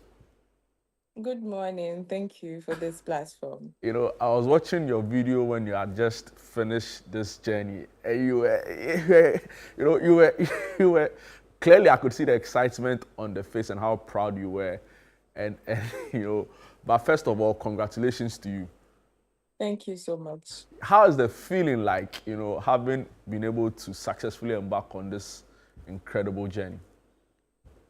Okay, I feel proud, not only myself alone, but everyone who supported me, prayed for me, encouraged me, and stood by me. I feel strengthened and okay. Wow. Are you well rested this morning? I want to believe so. Oh, I've rested enough. Wow. Run us through what was going through your mind, right? When you were in the middle of nowhere, just, you know, swimming, throwing your arms about, moving. What was going through your mind? Were you like thinking of something, or you had blocked out thoughts? Did you encounter any wild fish? What was the experience like? Share with us. Okay. When I was going, I was not feeling anything. I was happy to do this, to set a record, and also open a door for hope, especially for the kids with the special needs, so that we can build this project, and we are seeking everyone's support. So when I was inside the water, I saw that it's difficult, but I'm achieving this to support these kids. That was the only thing that was running through my head. I didn't encounter anything because I was praying. Yes. Wow. So you swam, for the records, a distance of 3.1 kilometer. Is that correct? Yes, please. Yes, please. Wow, wow, wow. Incredible. So beyond, you know, showing that indeed the Ghana Navy is capable and you are capable, and you know, the Ghanaian woman is so resilient, especially those in the Navy force. You did this to also raise awareness for special needs kids. Yes. Why Yes, is please. this so important to you? Of all the issues you could have decided to touch on, why special needs for kids? Okay, thank you for this question. You know, these kids are difficult to handle when it comes to parental care because they need extra attention. Whenever you are living in the house, you need to be thinking in the house, home, family, friends. If you don't get someone you love to take care of your child for you, it will be very difficult. And in these garrisons, army garrisons, we don't have much. So people go out to seek for special schools, even if it's not helping. But what will you do? You need to accept it that way. But if in our garrisons we have that way, we military personnel, we have how to handle our issues. So it will be very okay for the person to have free-minded. And I love kids too. I love kids. So being it's kids and challenged child or every human being, we need to be taking care of them. We need to value them. They are not a burden. They are blessings to us. So we need to be taking care of them. People can, like, some of them can come up with a future presidents, future ministers. If we take care of them, they can change. They just need a special treatment to become like us. Congratulations. So they are not a burden, you say they're a blessing, and I absolutely agree with you on that remark. But for the records, how long did it take you to complete this journey? Okay. 1 hour, 1 minute, 30 seconds. 1 hour, 1 minute, 1 minute, 30 30 seconds. Wow. Yes, please. When you finished it, did you feel like you had a capacity to probably go a bit further. Yes. Wow, incredible. Interesting. I'll come back to you on how prospective donors can still support you, right? If there's an avenue for support, where can they reach out and all of that. But I've been joined by Commander Sabina Dennison, who is the commanding officer of the Ghana Navy Supply Base in Takrady. Good morning, Commander Sabina, and welcome to the show. Good morning to you and good morning to your viewers. Thank you for having me on your show. Amazing. I can, through the smiles, tell that you are so proud of your colleague, Sarah Akuto. Proud and happy. Wow, wow. How, as a Navy base, how did you receive this, project when she successfully completed it? I was extremely happy because we saw resilience, we saw endurance, we saw true spirits of service, and we saw compassion. So I was so happy. And when she came, I had goose pimples all over my body. I was extremely happy that she was able to make it. In fact, Friday, she did a very good time because during the training, the timings he made compared to what he made on Friday was better. She made a good timing on Friday. So I was so happy. For you, I can imagine the excitement because, she's even a woman who's been able to embark on this, and it clearly shows the capacity of women in the Navy for. Yes. Wow, did that count to you with an extra sense of excitement and pride? Yes. Wow. So extra excitement because she was motivating the other lady that indeed whatever we can do it. So it was a sort of motivation, encouragement to all the females around, and they were all happy that their sister was able to make it. And they know, okay, if she had made it, I can also do it. To the general public, to all ladies out there, that, oh, Sarah has made it, so I can also do it. So I was so happy. For the general public, it shows also the capacity of Ghana's naval force, and our security agencies, that indeed we are truly, capable force if the need arises. But more importantly, we've seen that this is also to raise awareness and to raise funds. And I was asking Sarah a question around of all the issues, why children with special needs. And I know you're also part of all of this, right? So I want to get your perspective as well. We know the challenges that confront law enforcement in this country. We know other serious issues, particularly at your bases in the Western region, and elsewhere. Why children with special needs? Why is it a matter so dear to you as a Navy base? Okay, thank you very much. In fact, the whole idea was Chief of Defense Staff initiative that he wants to build a special facility for children with special needs. However, as being a mother and in the military, the nature of our work requires your total attention. So assuming a mother had a child with a special needs, and if duty also calls, how are you going to combine these duties with your special needs child? So I'm of the view that if these projects come to reality, mothers with these special children will be able to send their children there. They will be productive in the office. They will have peace of mind to concentrate in the office because somebody special is taking care of you. And you know how military will do our things. So if your child is in the military cycles, you are very safe, you are very confident, you are very relaxed that, oh, my child will be well taken care of. So that is why I was so happy, and everybody should support this idea. Thank you. Thank you for your time, Commander Sabina Dennison, who is with the Navy Supply Base in Takrady. Sarah, let me come to you briefly before you take leave of us. Again, congratulations. I'm sure viewers are watching, they are inspired by your story, they are inspired by the show of endurance, of resilience, of grit and courage. How can we support your initiative of, together with the Chief of Defense Staff to build special needs facilities for the area? Okay, thank you. If you want to support or donate to this initiative, You can use 053 730 3314. 053 730 3314. The name is Akuto Sarah Precious. Don't forget to use your name as reference for acknowledgements.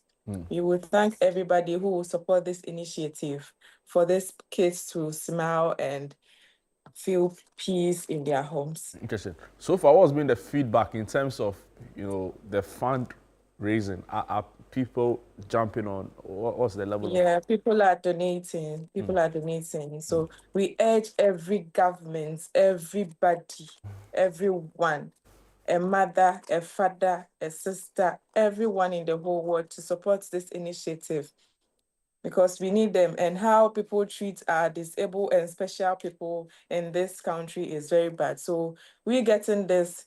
Military will find a way to support this project and everyone will feel good and feel peace. So from the Busia Beach to Abokwa Island, AB to Sarah Precious Akuto, making history there. We are so proud of you. We join in your celebration for this remarkable accomplishment. And of course, we'll support what you are doing to bring, relief and hope to children with special needs. You heard there, Sarah Akuto, she just successfully completed a 3.1 kilometer swim, swimming from the Busia Beach to the island. It's remarkable. It's really, really remarkable. Thank you so much for your time, Sarah, and do have a great morning. Thank you so much. Thank you too. All right. So I don't know if my correspondent, Western Regional correspondent, Akwesi J. Nim is on the line, but I would love to hear from him as well. All right. So Akwesi will join us pretty shortly. But guys, see, we need to support this, right? Because clearly there are major problems with how, as a country, we extend that hand of support to children with special needs. Of course, early on the show, we had a discussion with Dr. Annie Gazy, discussing issues around, the role of the gender ministry in supporting women, in supporting children and vulnerable in society. And it's as though for a long time, we've almost, to an extent, neglected children with special needs. That is why this initiative is great, highlighting the major structural concerns and how parents especially are suffering with these audios. So if you have a CD or two to spare, please do think about these children with special needs, and also this great effort by Sarah Kuto, together with the Chief of Defense Staff, to bring hope and to bring light to children with special needs, especially for parents in the military. This is Sunday Breakfast. My name is Jude Duncan. Just gone by, we had an exciting conversation, one of endurance, great resilience, name it courage, with AB2, who is a naval officer with the Ghana Navy, obviously, Sarah Precious Akuto. Also joined the conversation was Commander Sabina Dennison, who is also, part of the project of Sarah completing a 3.1 swim from the Busia Beach to an island in I think the Western region. Incredible story to raise funds for children with special needs. And moving on from one military-related activity to another, but this time more health focused. And it's always a pleasure having Efua Insia Nomanyo, who is a registered dietitian and also the CEO of Desua Diet and Medical Catering. Welcome to the show. Thank you. For purposes of the show, like I always say, we like to call her Enna, which by the way is her name, because she gives us good motherly advice. Enna, you're welcome on the show. Thank you very much. How is Desua Diet and Medical Catering doing? We're doing well, by God's grace. Are you making money? Small. Actually, no, I like the sound of that. Amazing. Towards the end of the show, we'll talk about it briefly. Diabetes and your lifestyle, that's an interesting conversation because it's just getting out of hand. Yeah. And I see you in your Ghana Armed Forces Health Services. Yeah. You're a member of that, obviously, because of what you do. I am a dietitian at the 37 Military Hospital. So the diet department and other departments like the public health and the medical departments are coming together, have come together since last week. We had a lot of educational talk on diabetes. This week we are going to have health screening for diabetes. So on Wednesday, when you enter the hospital, you will see that there is a free health screening for anybody. So whether you are diabetic or not diabetic, just go and check your sugar level. You have access to the medical team to take you through all the protocol of diabetes or even how to prevent it. So that is happening on Wednesday from 8 a.m. at the 37 Military Hospital. The way you shut that, you destroyed it. Wow, amazing. So let's come to the conversation. Diabetes. Will you say, from your standpoint as a nutritionist and a dietitian, will you say it's more lifestyle than nutrition, or the nutrition is in the lifestyle? I don't know if you get it, so just clarify it for us. So it is a lifestyle around nutrition, okay? How you now treat your nutrition. And don't forget, nutrition is the foundation of health. True. Okay, so the whole lifestyle change about food and nutrition becomes the focus. Of course, your doctor would have given you medication, and you're supposed to exercise as well. But how you control your food intake becomes very essential.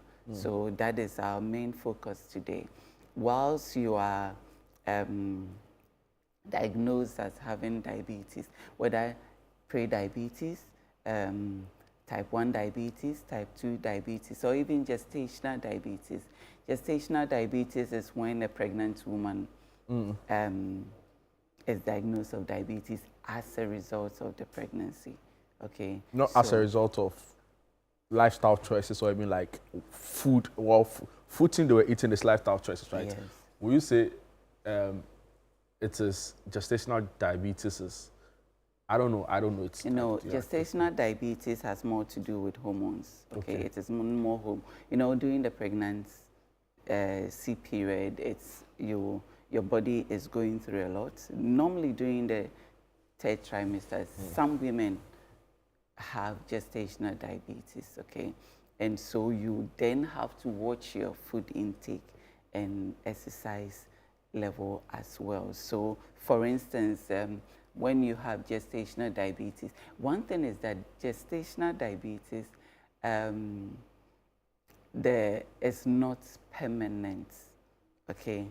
The mother can, I would say, go out of it after delivery. Few months after delivery, your sugar level might come back to normal.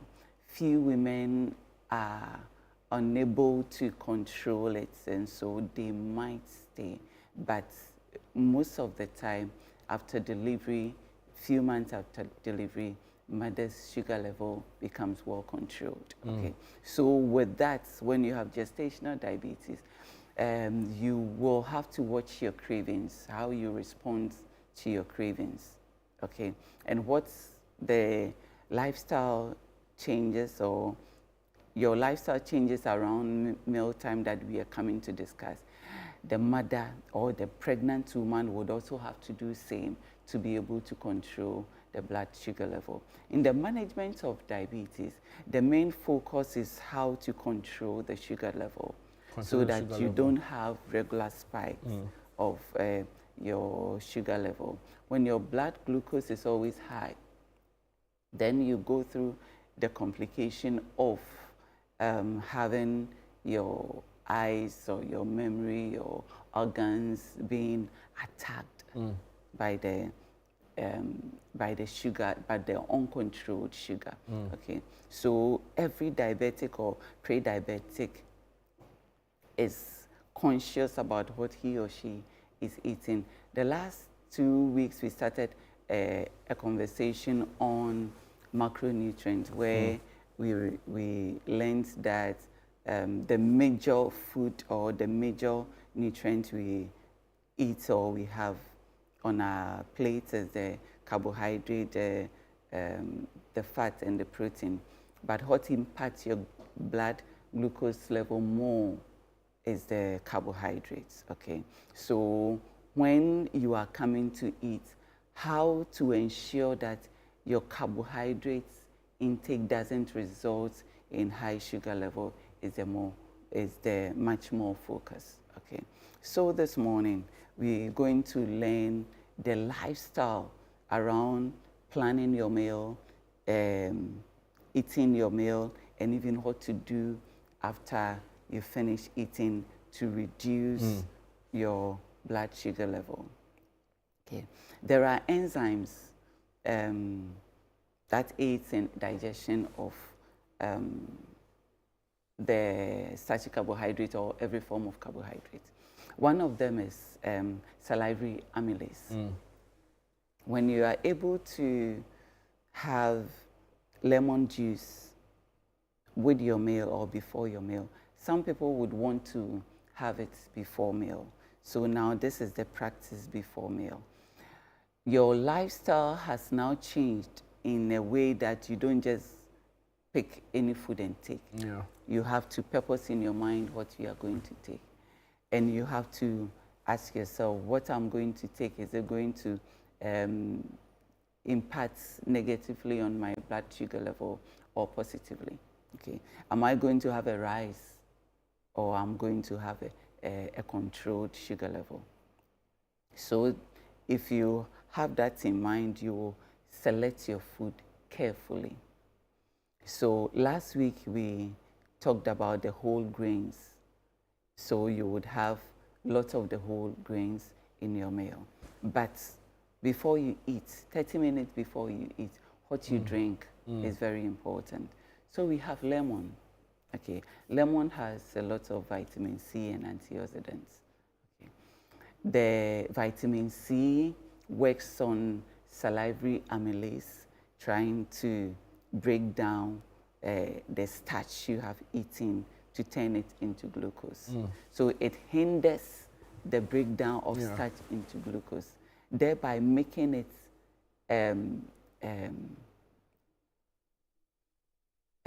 it giving you that slow release of the glucose. Okay, so when the breakdown or the enzyme is hindered, of course, it is not going to break it down easily for you as it would have done in an environment where there is no injection of lemon juice or any form of Interesting. I want you to demystify the misconceptions for us and tell us whether it's true or not. I hear people use this as an excuse to have like a lot of soda. They say, oh, when you put in lemon or lime, it reduces maybe the sugar content, so it doesn't make it more harmful. So they say, oh, you can put in a little lemon in your soda and drink and it's fine. That is not true. Lemon or the vitamin C in the lemon works on carbohydrates, not sugar. Not sugar. Wow. But you can also use lemon on rice or lemon on banku. You can. Really? That is why you can have a little water with lemon. Take it before you eat your banku. So the lemon and water is fine. The lemon and water is very But lemon and soda, no. No. Wow. You know, you see, the new lifestyle is that when you are diabetic or when you are pre-diabetic, most importantly, when you are pre-diabetic, you don't want to have a full-grown diabetes. Okay, you should stay away from soda or any other sugar. How about beverages. juice? Juice, we have all discussed that. So far as you have, though natural, it has its appropriate quantity. Okay. And it's so concentrated with the natural sugars. So having too much of that is equally harmful. Okay, so having a juice with your meal as a diabetic patient is not the best. There are some questions for you. Jude, can you get a nut to explain to us the role of chia seeds in keeping a healthy balance and also guarding against diabetes? Is there something like that? Yes. But I will get there. Let me finish the Please do. introduction. So having lemon water, lemon juice in a little water with your meal is very essential. In the absence of that, apple cider vinegar or any form of vinegar, but most importantly, apple cider vinegar. Apple cider vinegar works on your muscle, okay, to improve the uptake of the blood glucose into your muscle for energy, okay. So what happens is after digestion, when your blood glucose is high, or when the food you have eaten is now available as blood sugar or blood glucose in your stream, the insulin or your organ, that is the pancreas, releases insulin into your bloodstream to knock on the door, as we always say in education, for your muscle to open up to absorb the blood glucose available for energy, okay? So when you have to ensure efficient uptake of the blood glucose into your muscle, and let's say you have issue with insulin resistance, having apple cider vinegar helps your muscle to open up for blood glucose uptake. Okay, I hope you understand it. So that the technical we are following. Okay, so that the blood glucose is not available in your bloodstream. When it's available in your stream for that long, that is where it attacks your organs. Okay. So most importantly, just understand that after eating your meal, you want your energy, or you want the blood glucose to be taken up into the muscle for energy, to be burnt and all that. And there's another question for you on the lemon. The person wants clarity. You didn't, okay, Patricia, she wants to find out, is it putting it in the water or putting it or eating it as part of the meal? You get it? So Okay. what, should we put the lemon in the water, or you can just cut it and sprinkle it on your rice? It depends on what you are eating. Okay. I can put lemon juice on my sauce. It's nice, but it's not everybody. So having a glass of water, just a little glass of water, so that it is not so diluted, it's okay. So squeezing it into your water and drinking it, other studies will say 30 minutes before or 10 minutes before, but you can really do it with your meal, okay? That is okay. Sometimes when you're having salad, okay, or any form of vegetable, you can squeeze the juice on it, 2 or 3 tablespoons. It's okay. Good to go. When you're having your rice, you can have it. When you are even having your stew, our regular stew, and you put the lemon juice, try it. It enhances the taste. Even with patients who are hypertensive, and so would have to take very low salt stew, the acid in the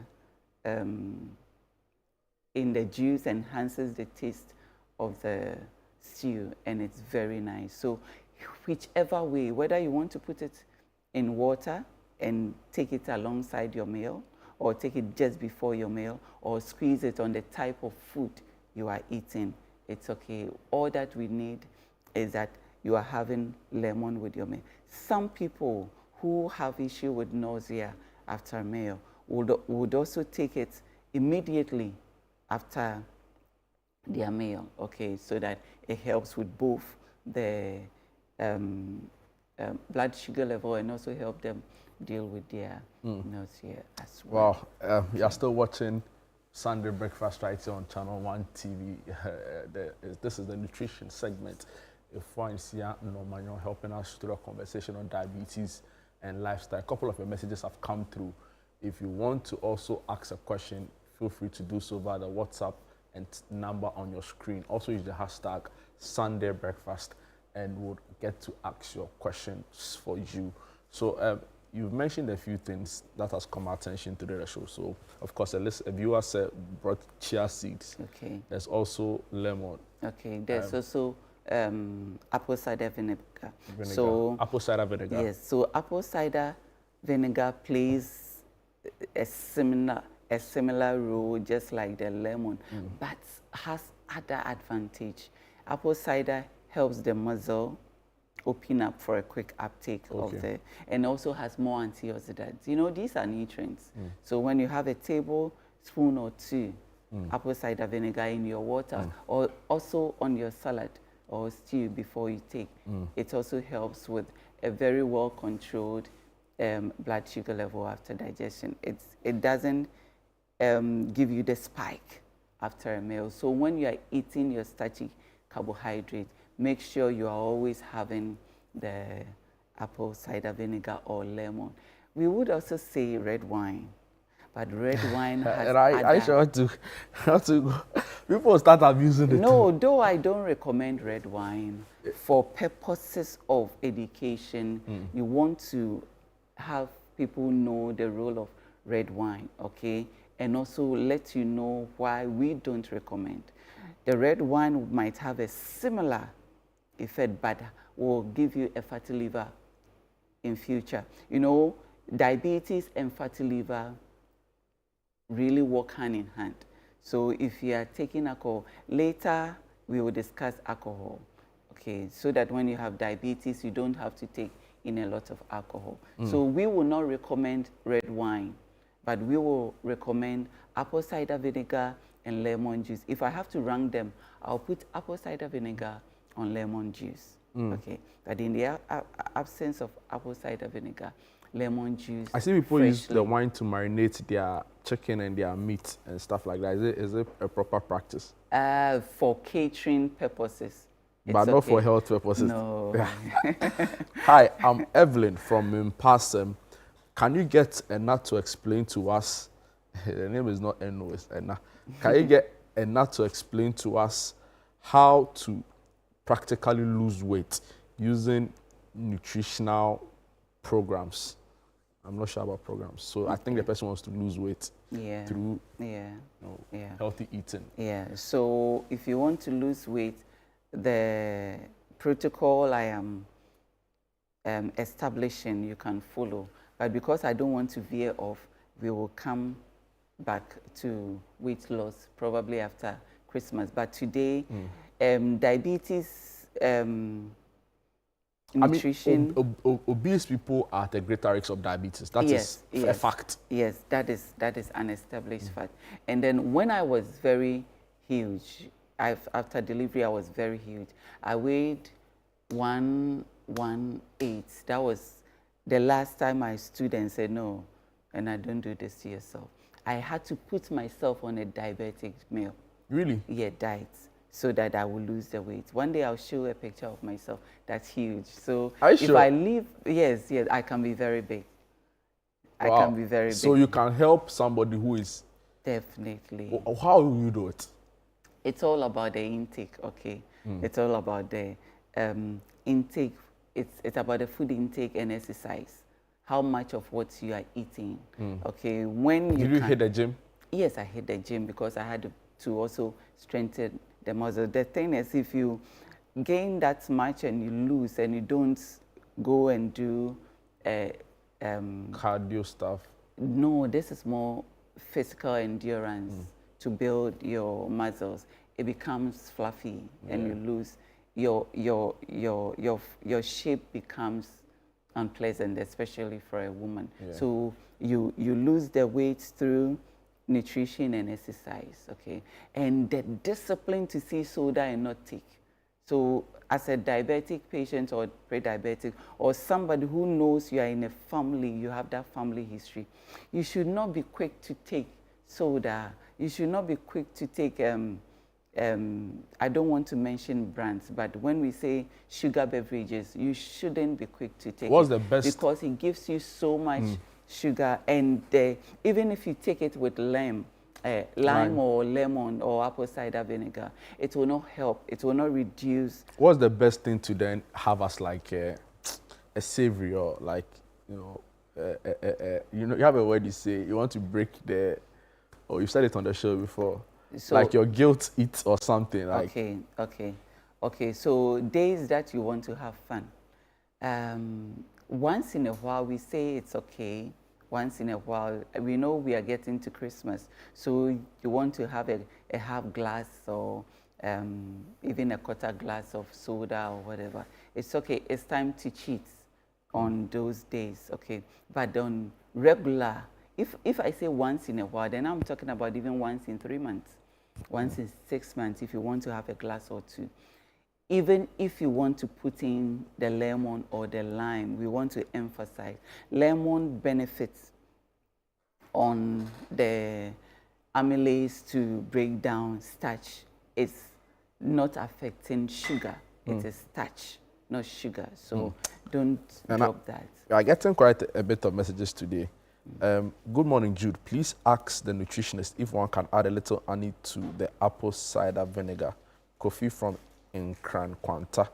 Okay, so yes, you can, Kofi, but when you are taking it with a meal, okay, we will prefer you take the right lemon juice without addition of honey, because the honey will increase your blood glucose level. The meal you are going to take also has a lot. Let's say the meal you are going to take, if it is fufu, if it is yam, if it is wache, if it is bankun, the starchy carbohydrate is going to turn into a lot of blood glucose for you. Yeah. And so you don't want additional honey. Interesting. Good morning, Jude. I hope you are doing well over here. Yes, I'm fine by the grace of God. Kindly find out from Enna if an ulcer patient can also go with the lemon juice or apple cider vinegar before meals. I'm JB Asnal from Jakarayili in the northern region. Thank you.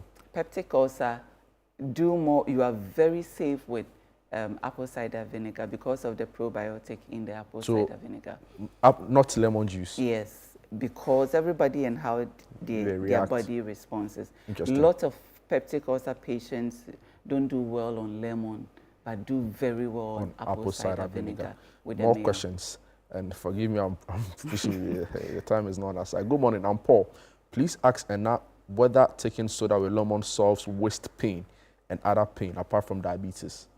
No. Not that you know of. No, not that. You know, soda is sugar, sugar, sugar. No nutritional benefit from soda. Yeah. Okay, this message is coming from Gifty Saikwa. Hi, Enna and Jude. Good morning. Please, can Enna rehash the point on weight loss with diet conditions? I don't know. So maybe the person wants to lose weight but has other issues. How do they manage that? So if you want to use diets to manage your weight or to reduce your weight, we are reducing starchy carbohydrates, just as we are reducing starchy carbohydrates in almost all the diets for a diabetic or hypertensive here. So when we say starchy carbohydrate, like bread, the bankun, the fufu, the yam, we are not saying don't eat. I mean, we can't imagine life without them. So what would be the very... It's the reduced quantities, reduced quantities. What are the acceptable carbohydrates? So you see, I am a dietitian, but I am not your dietitian. So I am saying I am not your dietitian because you have to be assessed. You have to see a dietitian to assess you. When the dietitian assesses you, he will know how much is good for you. I haven't seen you. I haven't checked your weight. I haven't checked your visceral fat. I haven't done all that analysis. But for a general knowledge, we are cutting down starchy carbohydrates. Okay. I think people want to lose a lot of weight on the show today. Yes. Jude, aside the nutrition aspect of this, can we also use products like slim medication products like the tea and etc. they sell? Is it advisable to do that as you eat well? And this message doesn't have a name. I can't talk about that because I don't know the nutrients in there. But I know very well for a fact that when you eat well with the reduced starchy carbohydrate and you exercise, you know how to use your lemon and apple cider vinegar. You know how to use your vegetables. You will lose the weight I will definitely bring a picture of myself next week. Yes. And thank you so much for your time this morning. How I didn't finish this. You have to do it again. The good news is that you are doing the show with us, so you can decide to call us anytime and come and do anything you want to do. So we'll continue next week. Yeah. But congratulations to you and the team at 37 Ghana Armed Services Health Services. What do you call this? Diabetes awareness, right? Diabetes Awareness Week at the 37 Military Hospital. Come on Wednesday and you have free screening and you have doctors and dietitians and pharmacists available to educate you on the condition. Somebody actually asked me a week ago if you have a rate card, I think on catering services. Yes, so please share with me. I'm saying it on air because I want people to know that you do that and more. Guys, that's all time allows for. It's always, you know, a great time having a nice studio. Sometimes she scares us, but you know, we love it. You know, it's part of the job, right? But very important. Please take note of all that has been said on the show. Lifestyle. Eat well, exercise well. If you're unsure about how to plan a diet, the SUA Catering and Medical Services have got you covered. Reach out to them, they'll help you. I've seen today that a lot of you shared concerns on weight loss. If you need a lot more beyond what we've said on the show, Enna is available to give you all of those insights. Also go on our YouTube, watch the video and share the link. It's important. A Sunday breakfast right here on ChannelOne TV. My name is Jude Duncan. Just gone by our nutrition segment with Enna Desia in Sian Nomanyo, who's a registered dietitian and also runs Desia Catering and Medical Services. It's now time moving from, you could say, a food-related conversation to another.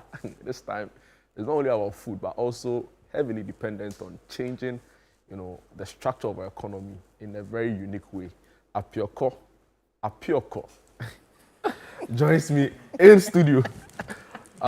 Don't do this, Madam Apioko. Don't do this. What did I do? Welcome to Sunday breakfast. Thank you, Jude. How are you doing?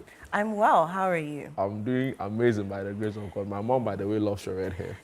I told you that you should bring your mom. Yeah. So you know what? I meet her. It's very interesting. So when I meet young people, and I mean children, teenagers, they're very excited about my hair. Absolutely. And then when I meet older people, and particularly elderly women, they tell me about how either they used to do similar things when they were younger, or they wish they had. And so now they're living vicariously through me, and I find it so humbling to have those conversations. So amazing. I love you, Mommy. I love you very much. And one of these days, one of the few people here who has reached the threshold of, you know, having a whole personal profile interview. Like, we need to hear a story. Maybe one time on Sunday breakfast. Why are you putting me on the spot No, here? I'm not. I'm not. Abioko, welcome again. Thank you. Agri-Fair 2.0 happening again. Why was it even necessary to do it again? Because, you know, I have people say to me, even myself, I bought rice from the last one. I'm fine. I'm okay. You know, why is it important we have this done again? But for now, you're a single man. For now, key phrase. For now, you're a single man. People have families. By now, their rice is finished. That's true. You know, and if you have grown boys, you how much do you eat? A whole lot. I know. You have teenage boys, 15-year-olds, 16-year-olds, they're going to finish all the food. No, but why are we doing it again? When we even did it in June, so many people said we should do it every week, every month, every quarter. Because, you know, agribusiness has become a very big conversation in Ghana, economically speaking. We've always said that Ghana is a very agrarian, we use these terms, agrarian economy. We are still operating very much in the primary sector, which means that when we produce, we're not adding much value to it. So we're not getting into secondary economy where we're manufacturing and all that. But you see, part of the problem is that we don't even know what we are producing. And so many of the farmers, backyard gardeners, all these people are producing these agri products in Ghana. Jude, you met them for the first time at Agri-Fair. I did.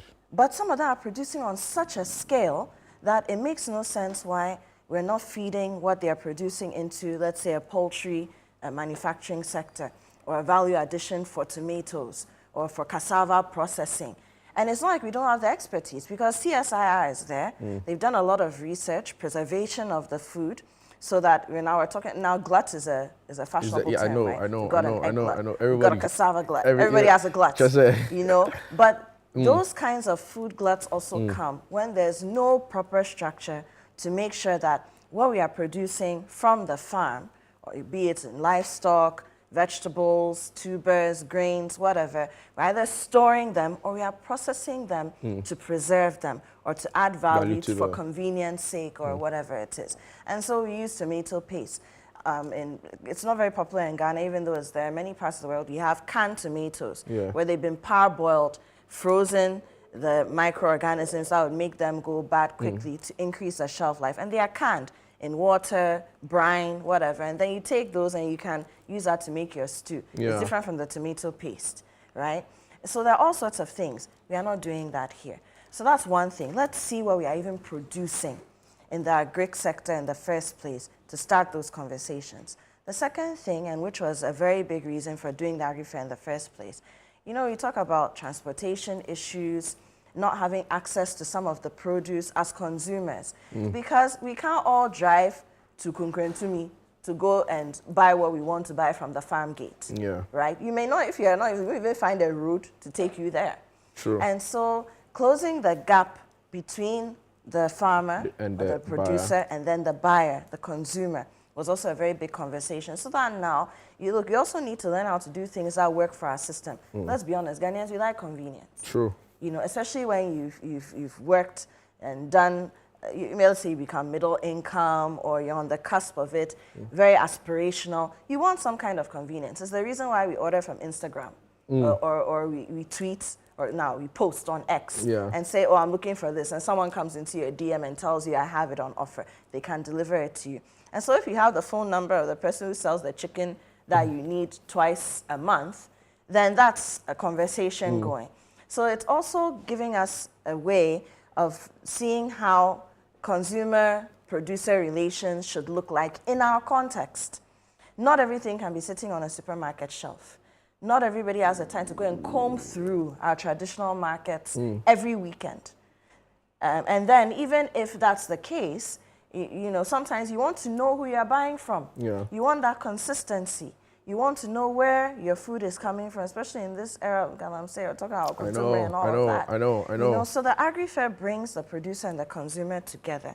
And then the other thing is that there are many people who don't even know where to find their All of these consumers, things, their potential markets.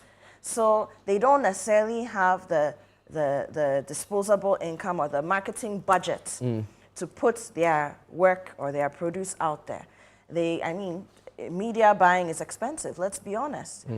Social media may not give you your full... That leverage. No, leverage, you can't. So if you can now meet the people, a platform has been provided, you pay something small, you have a stand, and then regularly there's a fair like this in between. There are smaller ones, because there are pop-up farmers markets that are happening around the country, not even just in Accra. And then gradually, we're building an ecosystem that can take our agribusiness to the next level. So that's why we're doing this. Amazing. One, to make sure that we can see what Ghanaians are producing in the agri sector. Two, to close the gap between the producer and the consumer. And then three, to make sure that we can build the ecosystem for the sector. What should patrons expect differently from the first edition that was held in June? So we got a lot of feedback from the first edition. Things that people wanted to see more of. Things that they wanted to buy more of, and they didn't have that. So we've been very intentional with that feedback, and as people reach out to register for their stands, curating that experience. So before, yes, we were intentional about it to a large extent. However, maybe people wanted more plantain. We're seeing that people want more of certain grains. People want more things that they can take and now plant in a kitchen pot or something like that. And so as we've received that feedback and people are registering, we're also actively looking for, and that's why we partner with a platform like the Horticultural Business Platform, actively looking for people who are producing these things that consumers are looking for. Interesting. That's the first thing. The other thing is that there's going to be a lot more entertainment. Wow. Yes, a whole lot more entertainment. So you see that in the evenings, the Ifwa Saglan Park will light up a little more, with some vibrancy beyond the buying and selling. And then we did... A fun shopping experience. Exactly. And we did clinics in the first edition, but this time, again, based on feedback for what people seem like they really want to go into agribusiness-wise. We're working with CSIR to sort of build a framework around 4 key business clinics. So there's one for poultry, there's one for piggery, there's one for snail farming, and there's one for fish farming. Interesting. And they will not be running concurrently, because that was also part of the feedback that people said, oh, I wanted to be in this one, but then this one was happening. So when the schedule comes out, and if you do indeed reach out and register for these clinics, they are not free. You have to pay a little token because you have resource people who are coming through and all that. So when you come, you can do both poultry and fish farming if that's what you're interested in. Right? Apioko. No, you got it. Thank you so much for your time this morning. I'm sure we'll be having conversation all through the week as we build up towards this really great. But Jude, can I quickly acknowledge our sponsors, please? So Please do. I mentioned the Horticulture Business Platform. Yeah. We also have Development Bank Ghana, DBG, the Legacy Crop Improvement Center. Yeah. We have Gersol. We have the Ghana Exim Bank and Agri Impact. And we're supported by the Trillium Industry Company Limited. And so all these people, sponsors, partners will be around. You can also engage them if you're present and you're interested in agribusiness. Interesting. Thank you so much for your time, Thank you for guys. The word is out there. Spread the message.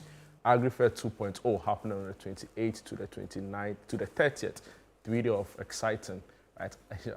Apioko promises us that beyond the shopping experience, it's also going to be fun-filled, and you know what that means. Welcome back. This is Breakfast Daily. Sunday breakfast, it's part of the whole thing, The whole idea is to give an exciting morning, information, exciting conversations, news review, and more. Gabi Ofer joins me for the very latest. My man. No, if you give me the tagline. The very latest. The very latest. In the world of sports. Chalet. Gabi, welcome. Thanks, bro. You're good. Listen, Panorama. I was in my car driving to some place, location. Yeah. And I was listening to the voice. They say, in a Corvette, You mean this past Friday or yeah, tidal waves, can it be? Yeah, Challenge, they need. The player in question, he assisted this weekend. Did you see? Yeah, so did you see? He assisted passing Dakar this weekend. Yesterday. In the championship. In the championship, yeah. So he needed it for his brains to see things and recover fully. Yeah. Wow. What's happening in the world of sports? Well, I mean, I think now everybody is talking about the upcoming draw after that graphics that circulated regarding the ports. FIFA is actually yet to confirm, but people did it based on the FIFA rankings and based on, based on the FIFA rankings and the performance of the countries over time. So the port is not officially It's not officially, yes. It's not.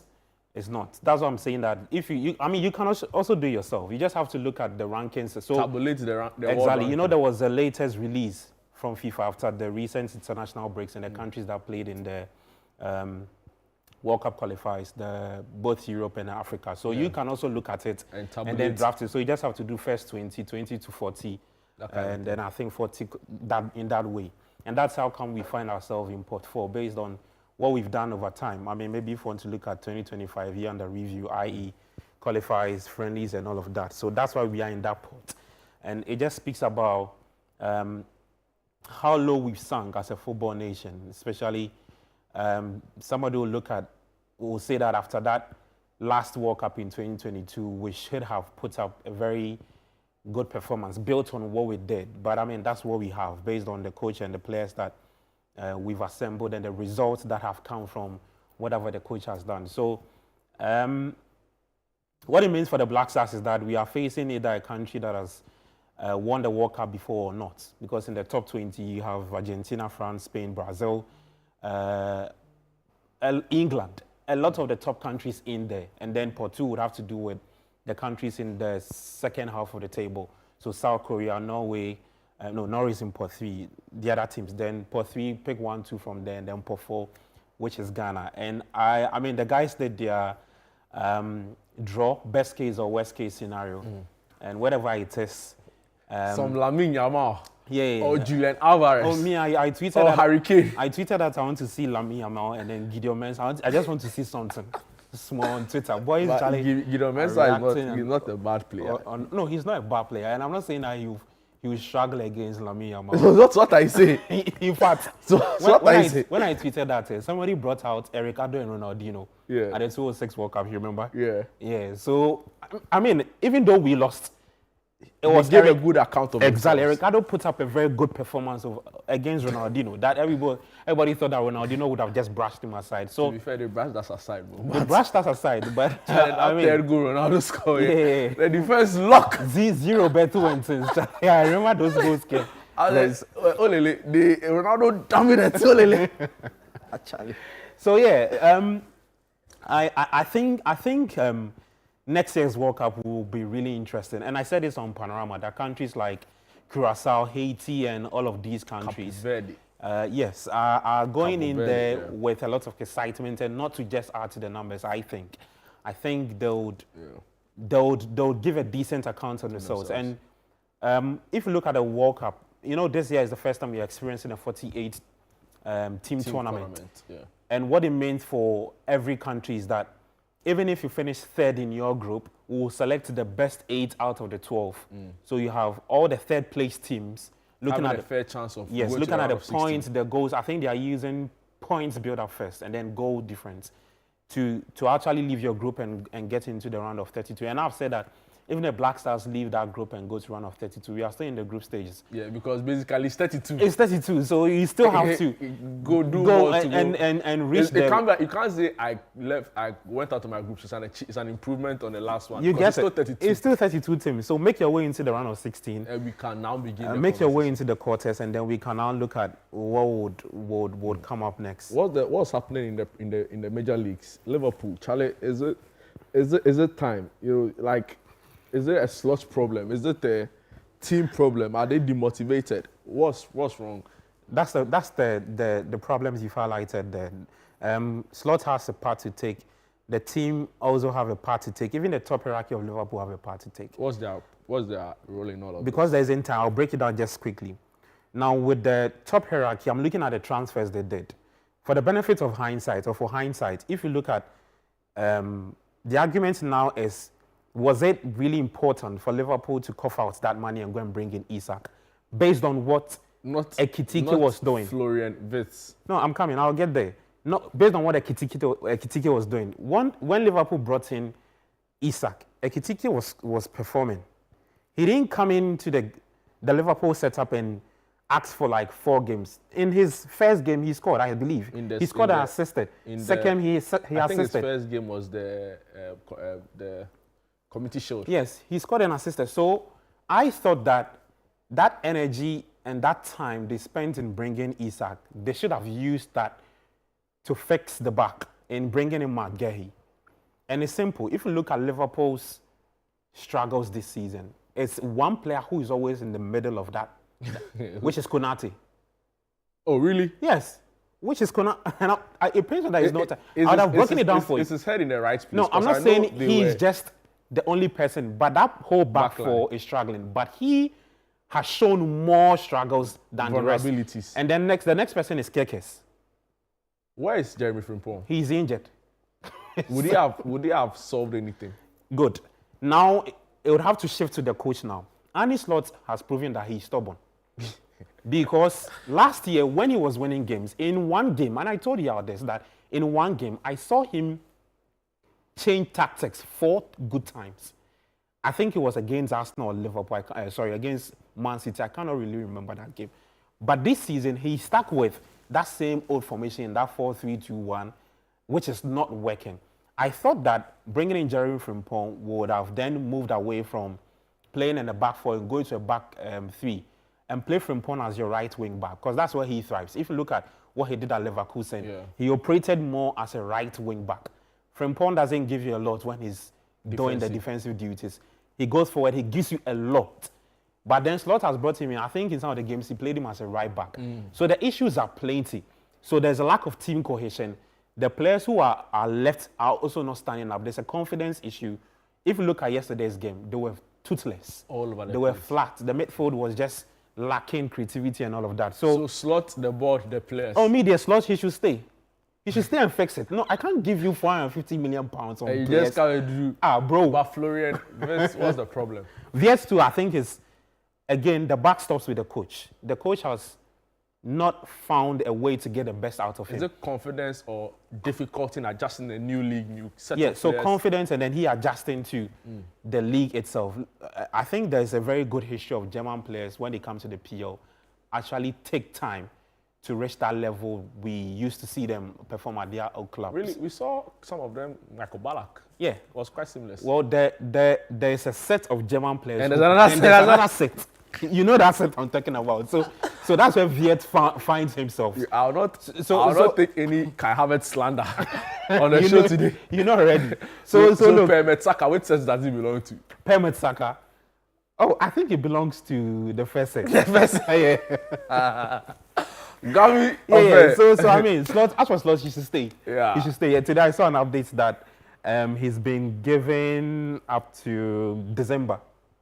But December is next month. Yeah, I mean, probably just a week the away. 10 of 2026, when they go through the busy fixtures, because they feel like it will be inappropriate to let him go and bring in a manager who will come and face that busy lineup of fixtures. So after December, if he's unable to turn the corner, then we can show him the exit. Interesting thoughts there from Gabi Ofer, my colleague, my brother. Love him so much for his insights into sports conversations. That's all time will allow us for an exciting edition of Sunday Breakfast right here on ChannelOne TV. It's been a pleasure coming to you in your homes, wherever you're watching. My name is Jude. Duncan. Catch you same time next week. Bye-bye.